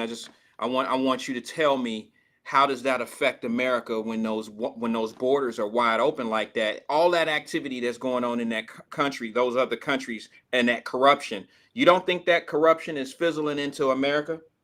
Well, of course. I mean, Absolutely. but like I said, we focus on the wrong things as Black people. We seem to think of ourselves as a part of America, and we are to an extent, but we are separate. So it's distressing to hear us say, I'm Democrat or Republican, Thank when you. both of them, regardless who you vote for, they don't operate with Black people in mind. We Tell are they ass, sis. Sorry, a I'm cheering. I'm sorry. I'm cheering. Tell they ass, sis. I'm just saying, it's beautiful to hear somebody. Go ahead. Go ahead. My bad. I'm gonna do this. Go. So, what I'm trying to say, coming out of South America is an unregulated fentanyl, an unregulated coca, and the gangs control communities in South America and force them to harvest coca leaves and create cocaine, force them to harvest marijuana and get the weed. And they're not coming. The humans might come up top, but the drugs is coming through the tunnels. Okay. So Yep. Black people, that means that you're 14% of the population. But in California, and I'm just talking about California, you're 34% of the population. No, you're 4% of the population in Los Angeles, but 35 to 40% of the homeless on Skid Row. Okay. So when a group comes in, whether they be from India and they have the commodity of technology, whether they be from China and they have the commodity of manufacturing, whether they be Mexican or South American and they had a commodity of these drugs, all of that erodes our status and standard in this country. So we have to say, how do we recover an economy in America so that we can get a firm grip on ourselves, because we're going to take those drugs, we're going to sell them, they're going to bring illegal drugs, we're going guns, we're going to use them. We have to respond to the drugs coming in, to the territory wars. So you're going to have murder, you're going to have fights. Marquetta, I got to interrupt you for a second, sis, because you own something here, but I want to ask you a question. You've already established how bad it is of what's going on in those other countries, and that it is going to affect us. I've been saying that. But now let me ask you something. What, with all that coming in here, with all that stuff coming in here, who is it going to affect more? And now let me ask you this. Part two of the question. Why don't you think people who talk about Trump and Biden and all that shit all day, why don't you think they talk about the obvious? And that is, with that border being open down there, and you've already assigned, the president of the United States has assigned the vice president as the overseer of that situation, and it's not a conversation that go on a daily, of 150,000 immigrants illegally coming in this country each month. Why don't they talk about that? Because it's not just immigrants coming. It's liquid drugs coming. It's all type of drugs. There's all type of stuff, and it's headed to a community near you. And why don't they talk about that? Where is the distraction? Why are we distracted on other shit? And don't you find it? I know this is part 3. Don't you find it to be peculiar? Don't you find it odd that the same people that want to tell Black folks what's good for them and what's good for them are distracting them and not even talking about what's really going on? I mean, you got to pay attention to the people that's distracting you more so than the people that you think doing you wrong. Well, like you said earlier, I don't make excuses for failure. I don't make excuses for my own failure. Everybody is capable. We all make mistakes. We all choose good and bad partners out here. But you are responsible for your own choices. I think with our community, Black people have been taught, like I always say, to be the mule of any political party. Republicans got their mules, Democrats got their mules. and you can sack on whatever you want to for them, but they're never the horse. So when you hear the rhetoric coming about immigration, you hear people saying this is an immigrant's country. So send me your starving and your hungry and those deserve, yearning for freedom, etc. They're welcome here. We are the problem. I was talking in the chat about the case in Detroit. We talk about crime in Cincinnati. Crime is the same throughout America. And the problem is we're not allowed to say black crime as black people because it's a catchphrase of white people. White people say black on black crime, and we know they have racist intention. But when we talk about black crime, we should be a little more empathetic. It's a case that just went on over the weekend. The boy is 5 years old. Mm-hmm. He hid under his bed after seeing his mother and her boyfriend get shot execution style in Detroit. That was in Detroit, sis. Nobody's talking about that shit. They came and found that baby up under the bed and shot him twice in his face. Yeah. He was 5 years old. His assailants was 16 and 17 years old. Teenagers. Sis. So the community question is, what their parents do or who raised them? Who gave them the morality that they would go in and shoot two kids? Shoot a child 2 times in the face. Wait, sis. These are the same teenagers that shot the house up, shot the parents, shot the people in the house, the grown-ups. They totally emptied the house with dead bodies. And then they went in and tried to get the 5-year-old. I don't hear any outrage about it. I just don't understand why. If you talk about it and you put the focus in, because it's hard to hear, and it's not a Democrat putting the father out the house. It's not the Republican, it's us. And we have to have enough love for each other that we're concerned about each other. But when you have a media that pits you against each other and constantly ridicules you and make you feel less than human, then your story is not important. And so I bring that up as to say, these young men learned this skill from somewhere. And Detroit, I don't care who don't like it. 50 Cent is a problem. BMF was not good for Detroit. The Black Mafia family destroyed Detroit. As soon as the auto manufacturers left and they brought crack cocaine in, the economy was gone. The people depended on crack. The people depended on drugs. And now, really, the drugs is dried up. And now you got left is guns.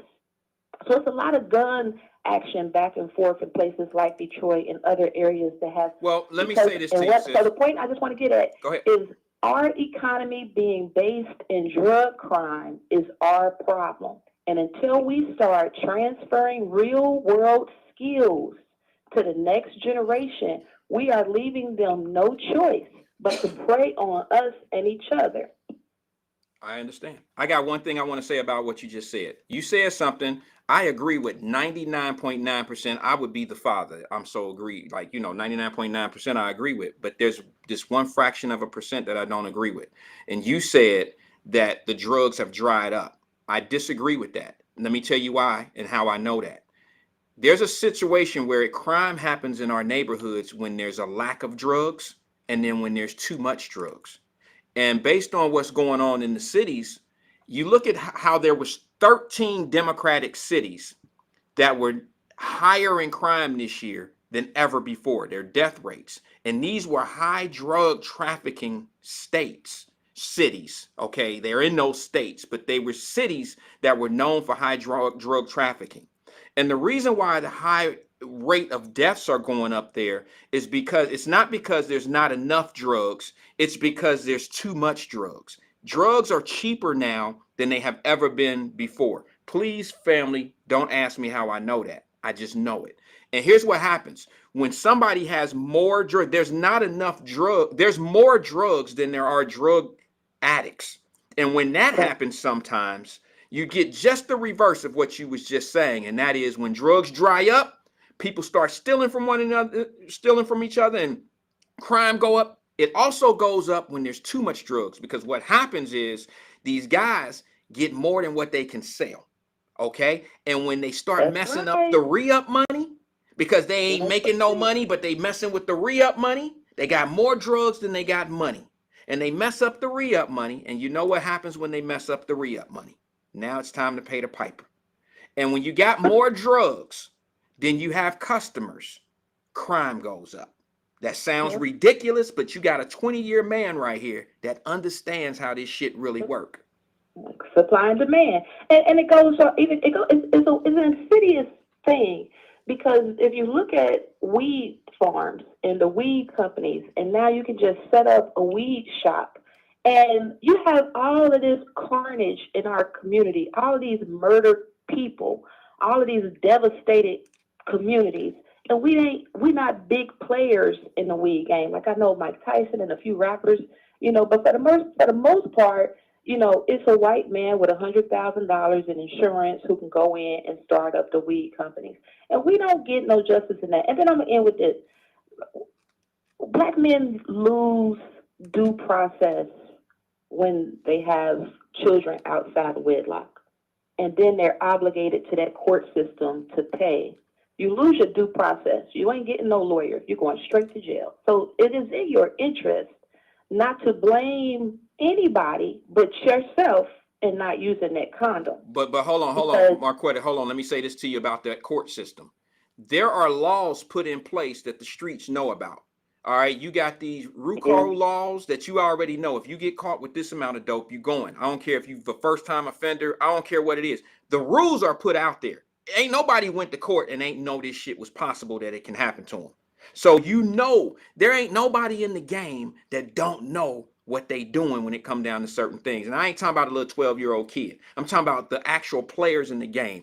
Everybody know the rules of the game, and everybody know the consequences. So when the consequences come down on you, there should be no excuses because you knew. And then I don't want to hear somebody say, well, they not playing fair out here with the brothers because they go straight to jail. But there's RICO laws out here that say if you get caught with this amount of dope, I don't care if you a first-time offender, you're going to jail. And when you carrying that pack, if I get caught with this, I'm going to jail. So there's no. But that's why they're using the juveniles to commit the murders. The Supreme Court just said you got to release juvenile lifers, and you can no longer sentence juveniles to life sentences without parole.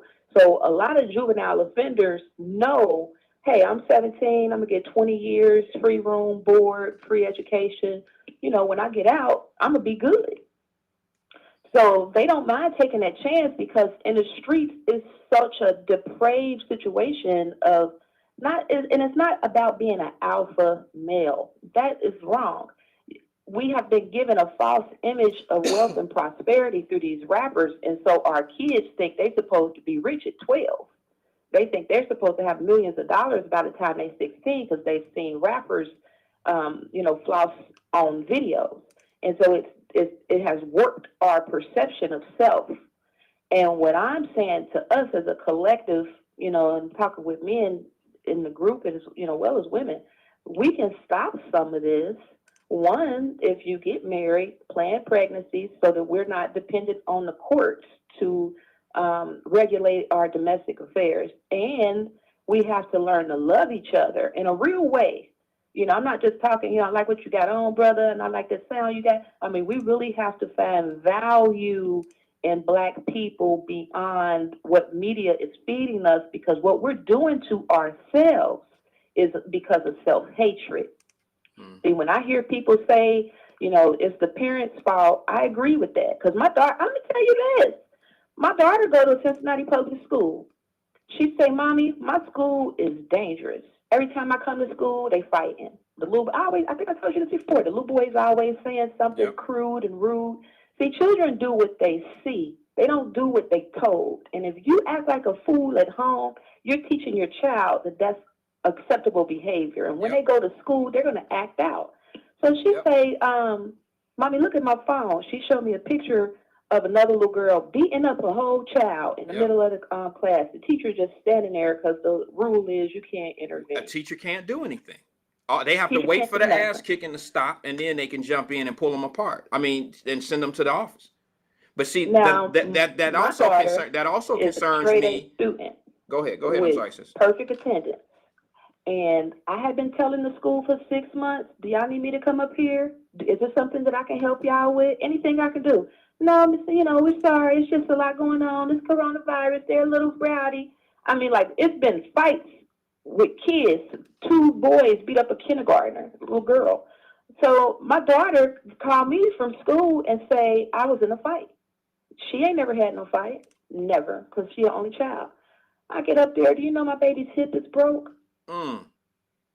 What? Her hip broke. She had a fracture. Was she in the fight, or did they kind of fall over on her or something? Fracture to her hip. The little girl picked her up and slammed her into a table. See, this is what I'm talking about. This is what I'm talking about. When people say that you can't get a good education at public schools, yes, you can. It's not the public schools that's failing. What it is, it's the people that are in the schools that are making it tough for the other kids. That's just my personal opinion, because a lot of the people that I know graduated from public school, and they're great people. You understand what I'm saying? I had a wonderful education. That's what I'm saying. I prefer public schools to charter, parochial, and private. But sis, a lot of people disagree with me when I blame parenting, or I blame what's in the facility. You can't blame. I got a friend of mine. He's a very good friend of mine. He's a principal up in Cleveland. I use him all the time because he's a principal in an inner city school.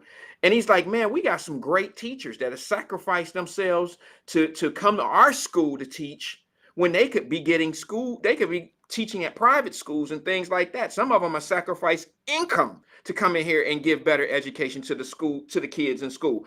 And I say, and we had these conversations all the time, and I say, bro, why do people think that you can't get a good education in public school? And it comes down to this. It's the same reason why people that send their kids to private school feel that they're getting a better education. It ain't necessarily the education, the ones and the twos and carrying the twos and shit like that. It's who they're in school with.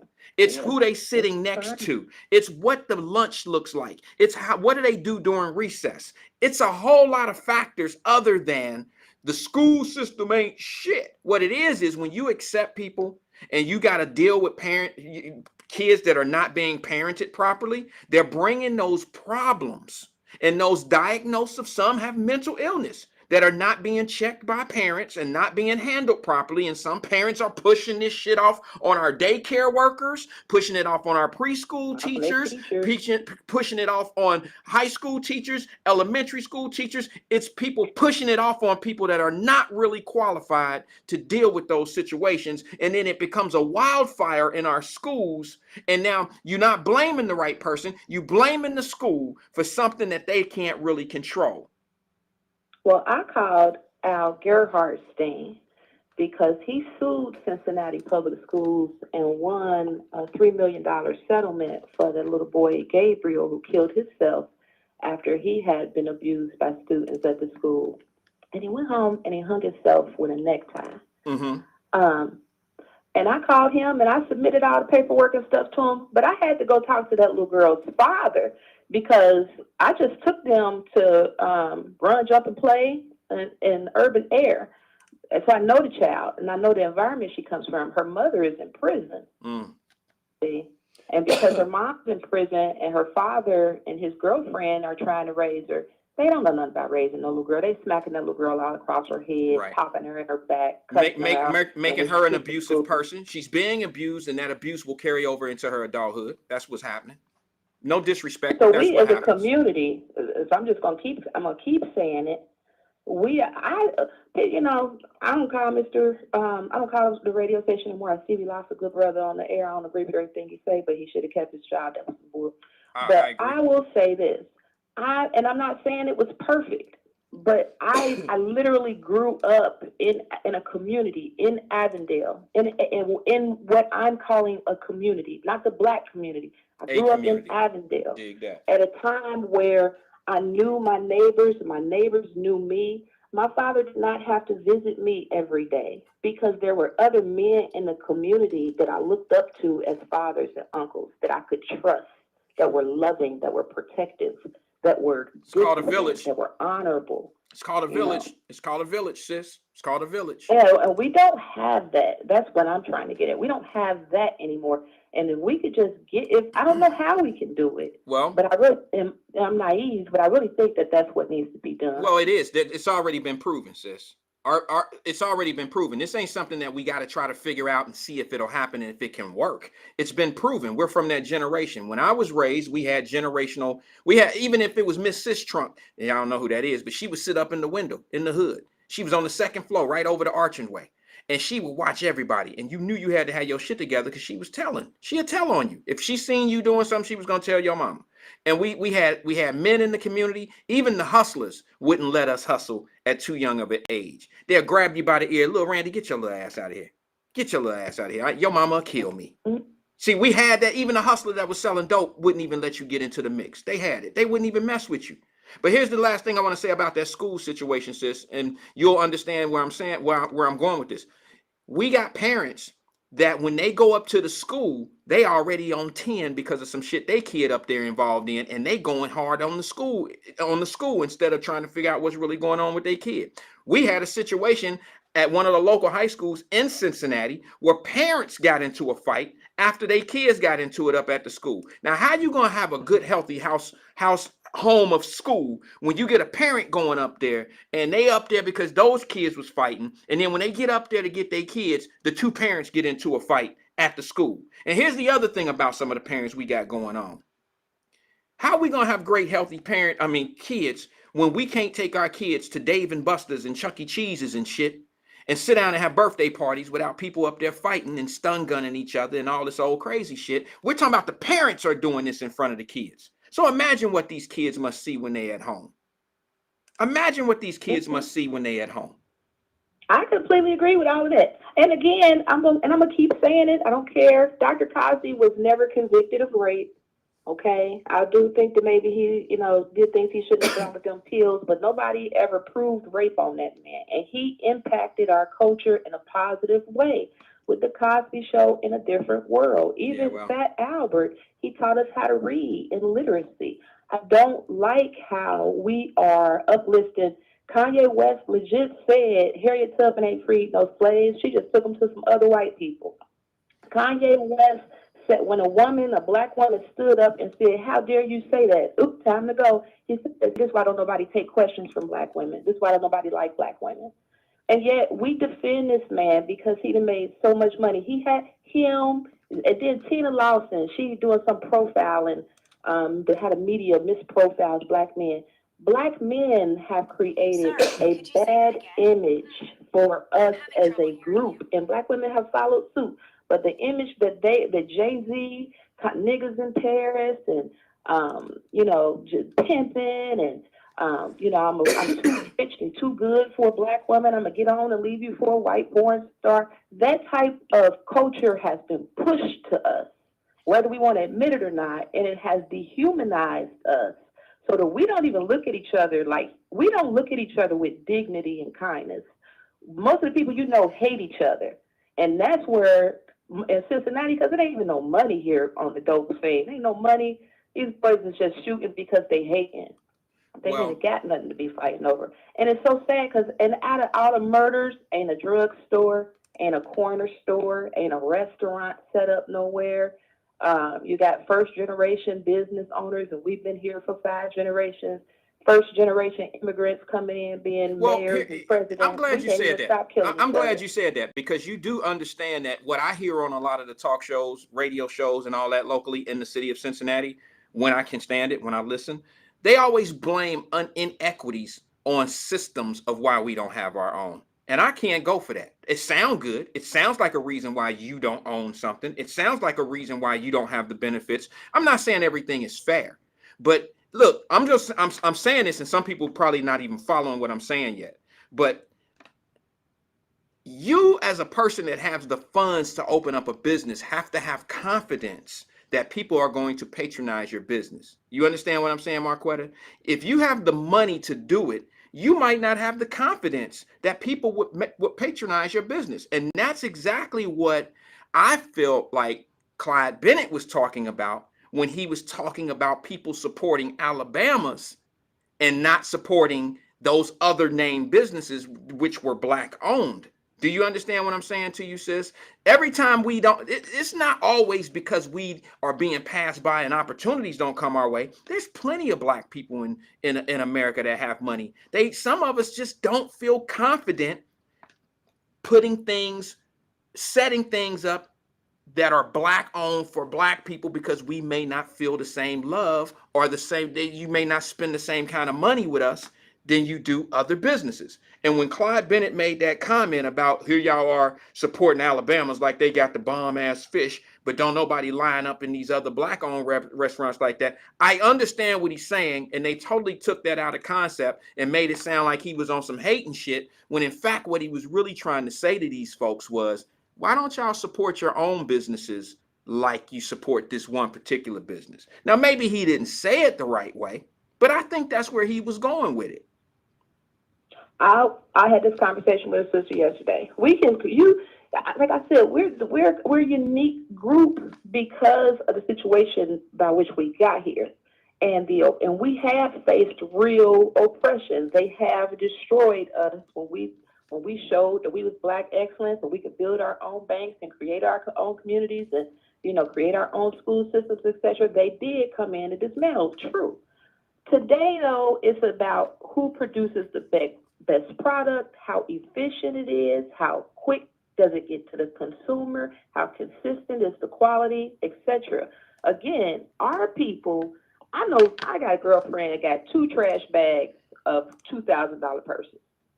All them purses is $2,000 or more. I just think maybe her top purse is maybe $7,000. 2 garbage bags full. She can't do nothing with them but keep them in them garbage bags because don't nobody want them. This is a 20-year collection. So what do we invest in as a group? On my YouTube channel, you hear the East Africans laughing at us because they make millions of dollars every year off of us buying backwoods and cigarettos. The man made a comment and he said, I love to see a pregnant black woman because I know that she's going to increase my bottom line capital when that baby is born to come in to buy backwoods.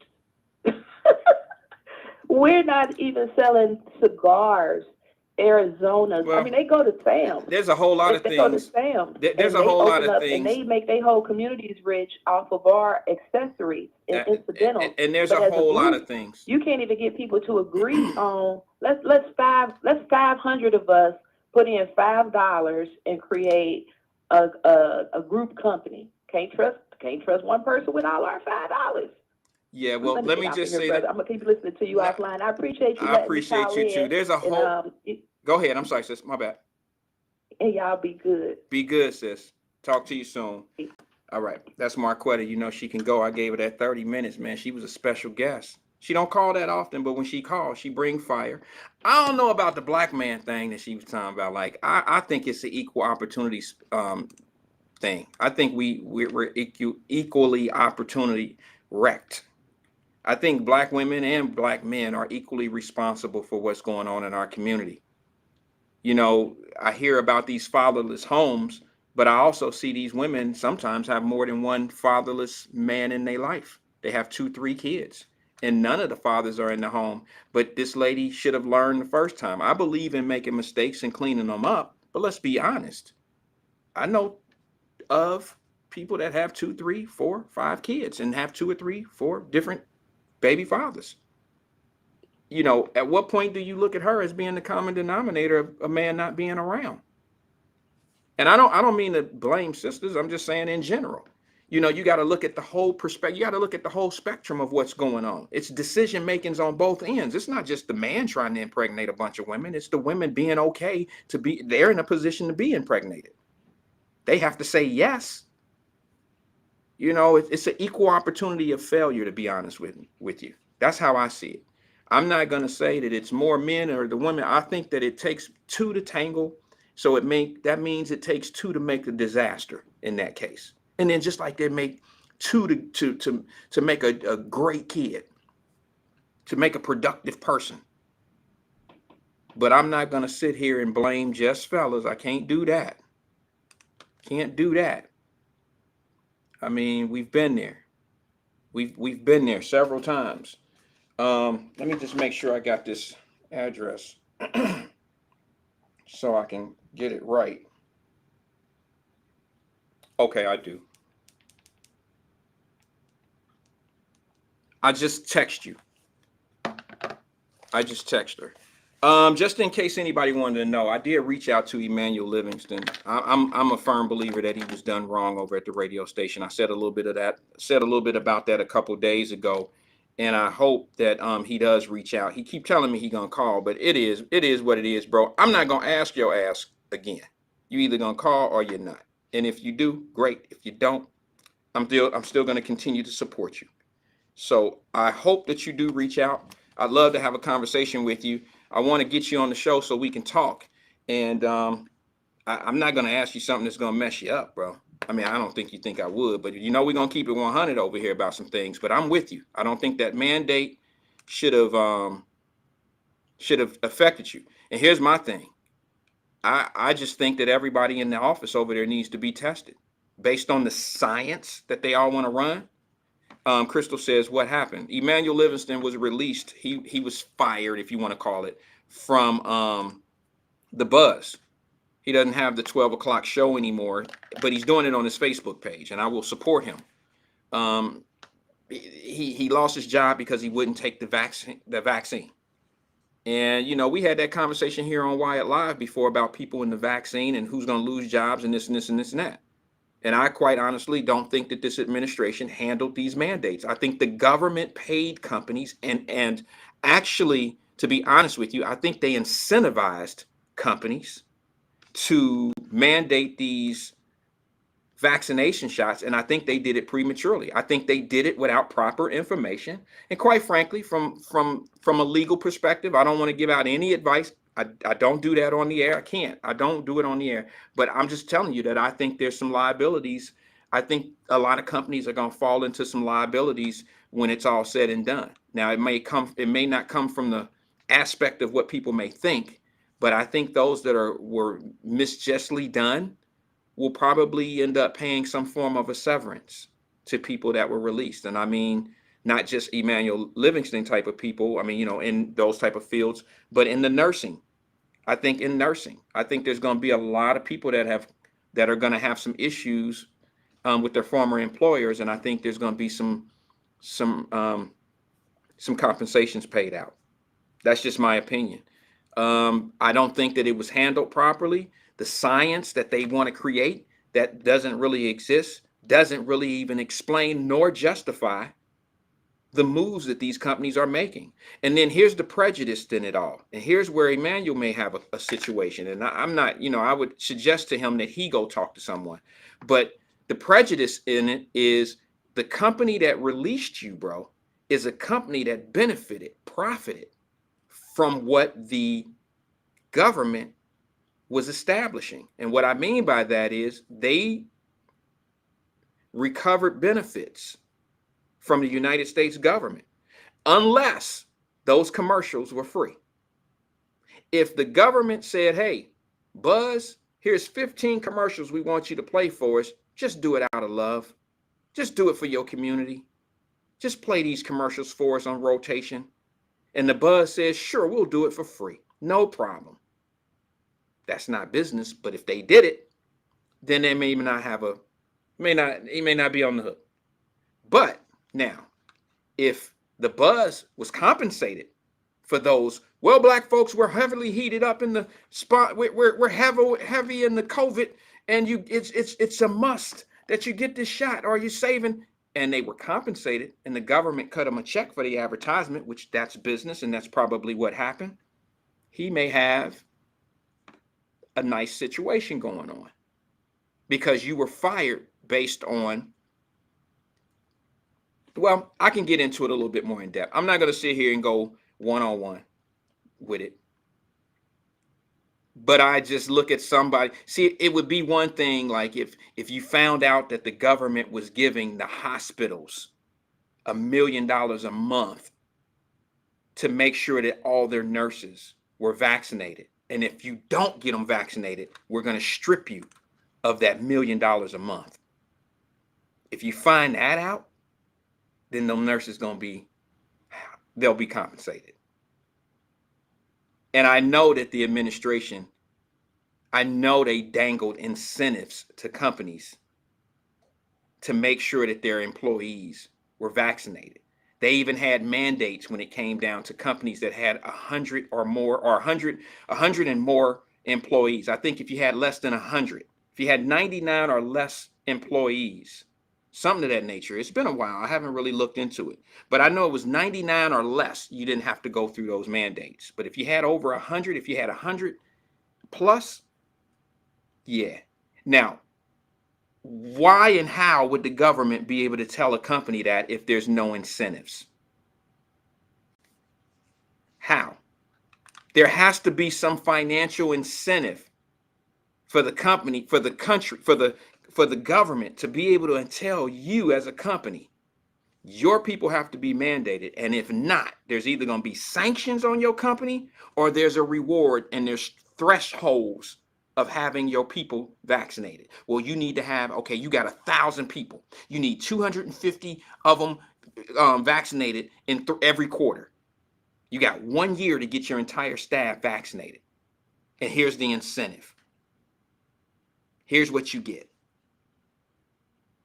You paid that company to vaccinate their staff. And if you didn't get vaccinated, you weren't part of the incentive that was coming from the government. That right there, you better look into it. You better look into it. You better look into it, because this was not a situation where the science was clearly proven. It was all on the shift and on the fly. And it boils down to this, to a yes or no question. Can a person that's vaccinated pass COVID to someone that's vaccinated and unvaccinated? And the answer is yes. So that means you're discriminating. You're saying, since you're not vaccinated, you have to be tested every day or every other day or twice a week or whatever the rule may be. But those that can do the same damage that you can do to someone is not being treated the same way. It's selective enforcement. Look it up. It's selective enforcement. You can't treat certain people. Okay, you got on a blue shirt today. We taking all blue shirt people to the office today. They getting payroll deducted. Can't do that. Now, some people might say, like Glenn just said, I think he said private owned. The buzz is privately owned. Okay, well, they can get privately sued. You can get privately sued. All right, and don't get it twisted. Don't think that there aren't going to be a bunch of lawsuits.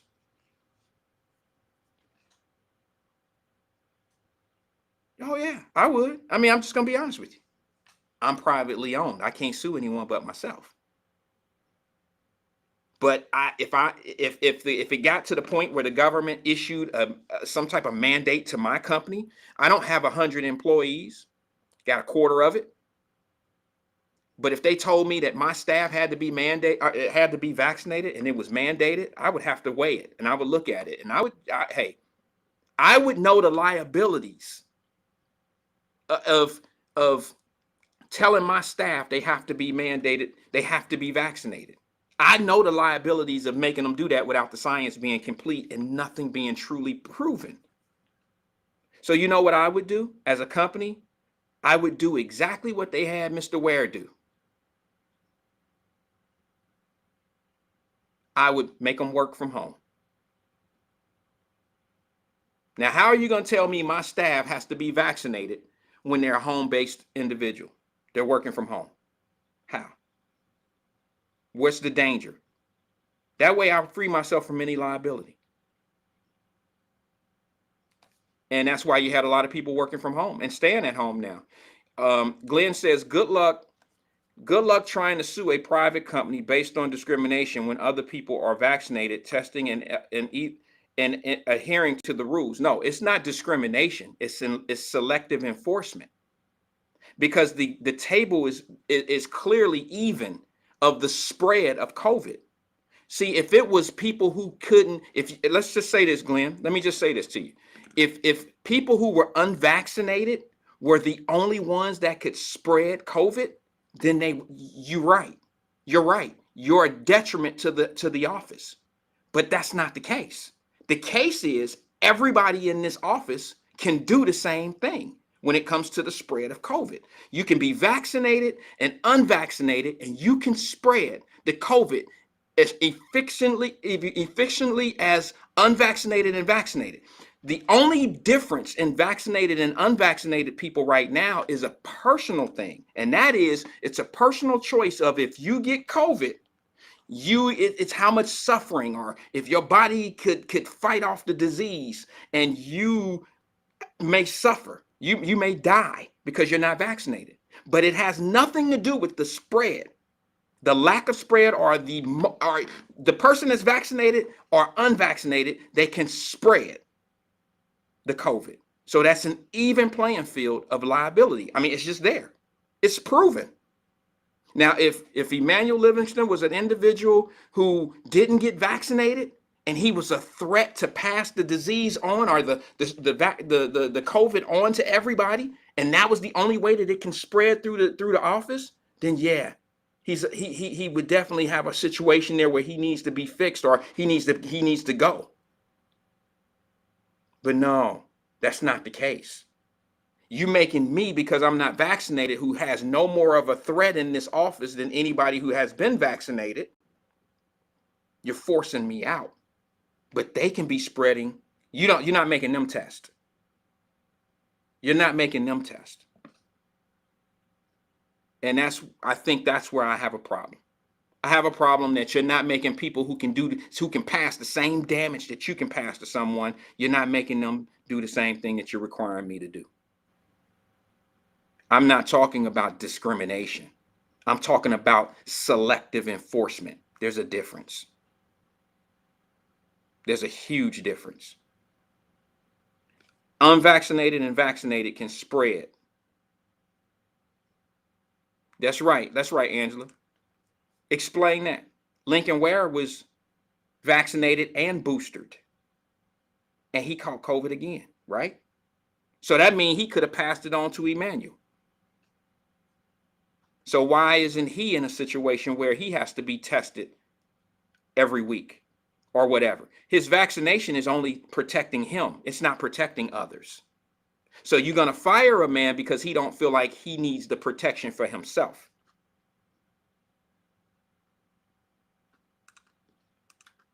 When you get a vaccination shot at this point, based on the science, it's only protecting you. It's not protecting. I could be vaccinated and I can contract COVID-19 from somebody and pass it to someone else. I can be unvaccinated and the same case scenario can happen. So why aren't we all treated on the same even scale?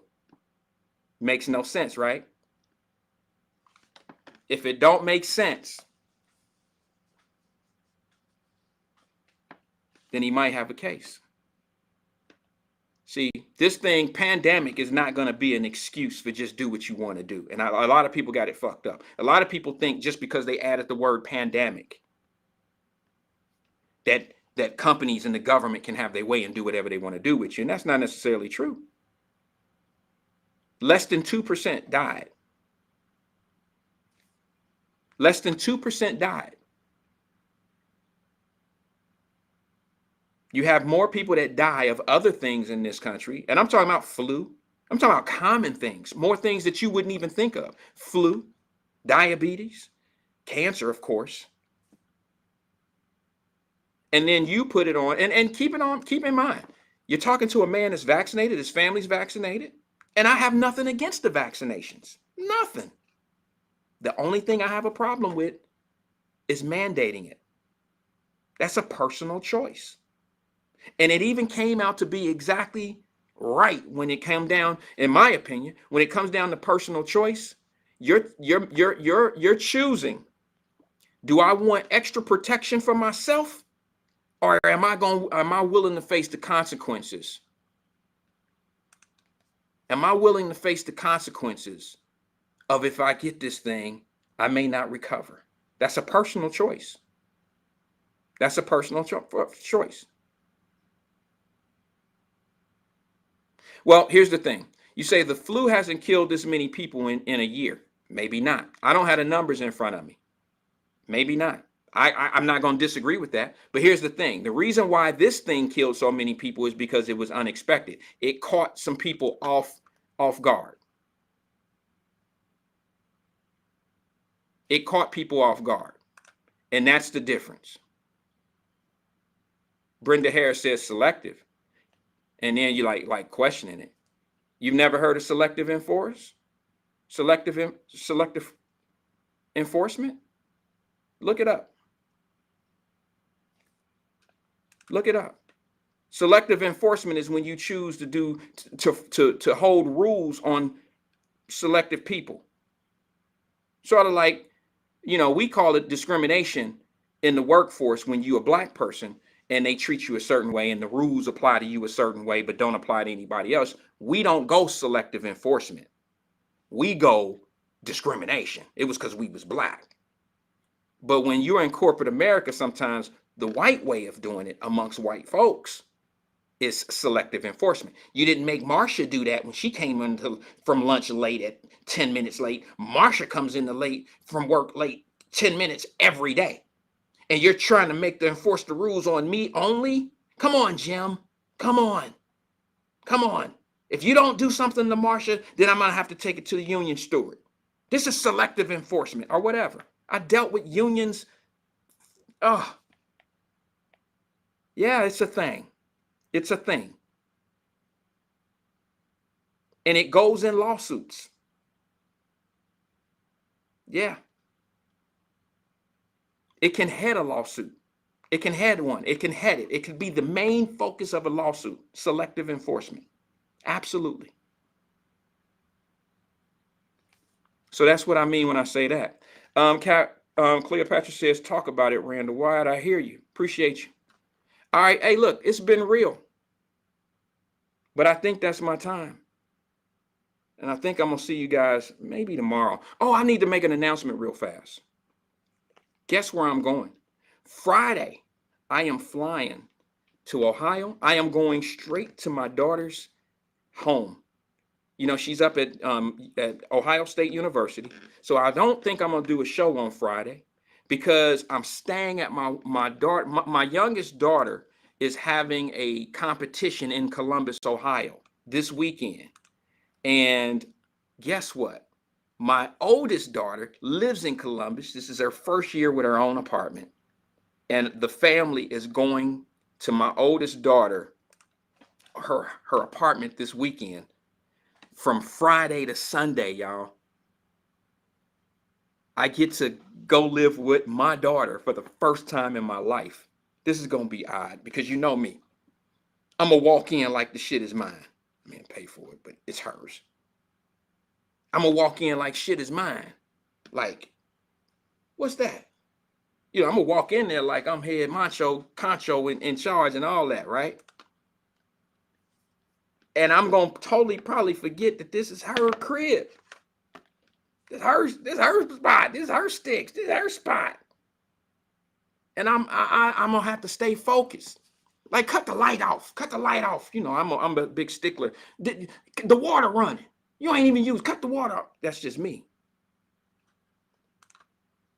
And it's going to be weird. But my daughter's 21. She'll be 20. She's 21 now. And God, this is going to be the first time. And Crystal Wheelwright, wait till you do this.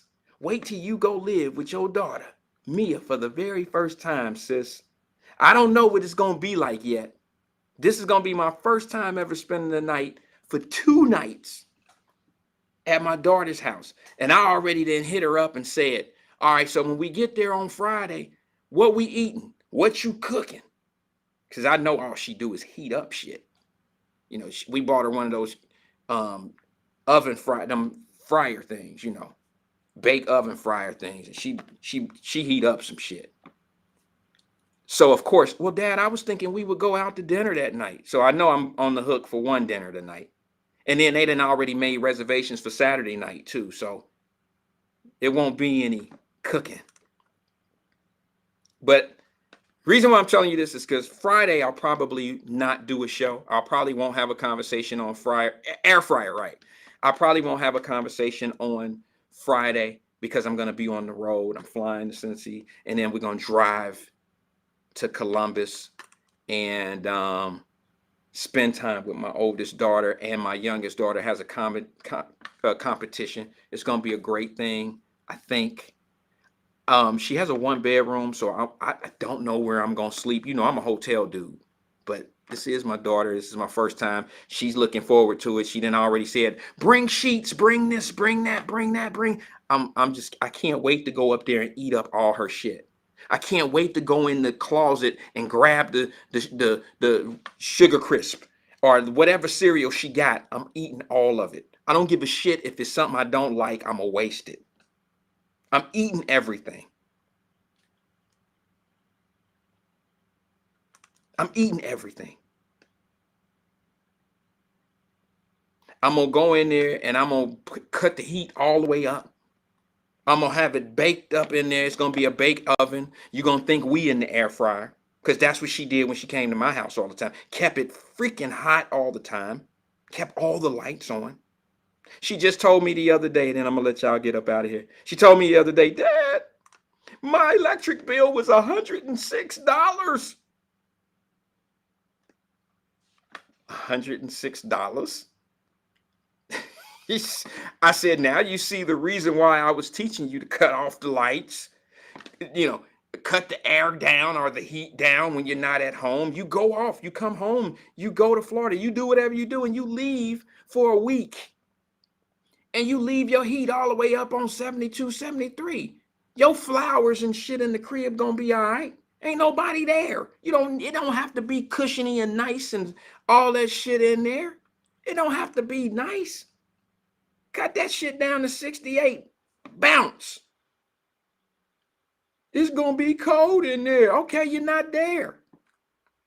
106, Crystal. It was $106. I'm like, shit. I die to have one of them $106 payments. I said, did you pay it? She said, yeah. Killed me though. I laughed my ass off.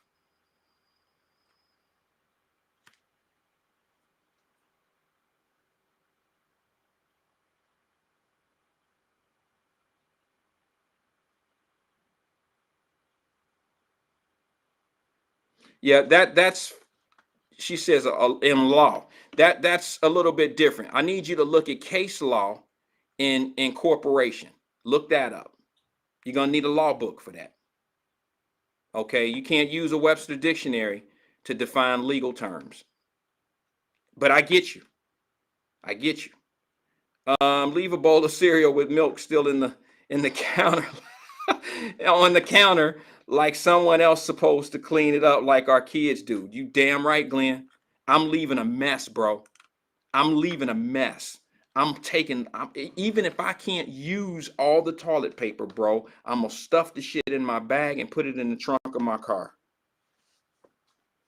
I'm taking everything that used to cost me money. She ain't gonna have shit when I leave. I'm eating all the cereal. I'm taking all the bottled water. I don't give a shit. She gonna have to definitely go to the grocery store come Monday morning. Sunday, it's gonna be like somebody actually broke in her crib.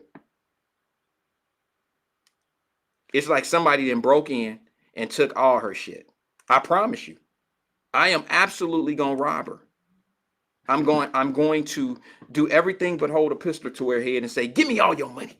I'm gonna do it all. I'm taking everything. Parents, y'all understand where I'm coming from when I say that, and y'all know I'm doing it as purely out of love.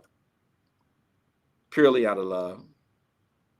He says, don't use Brenda Harris, what you say? You said, let's see. She says, leave a corner in the milk jug. Now, I'm leaving that shit empty, but yes, that's a good one.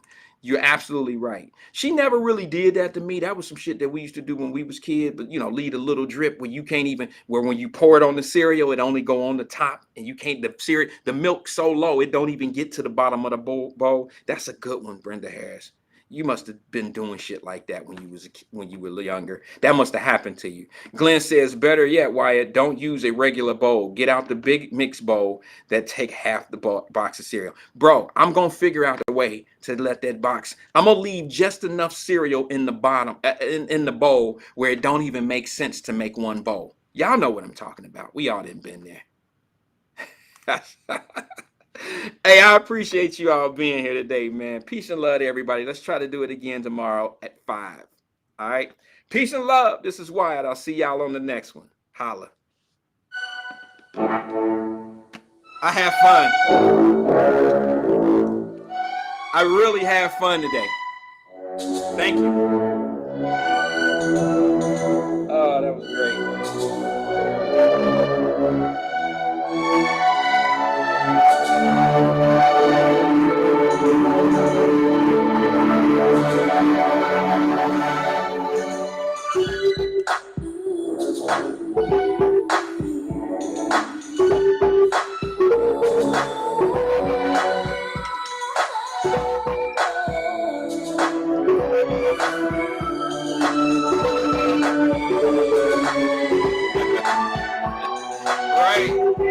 One little Debbie.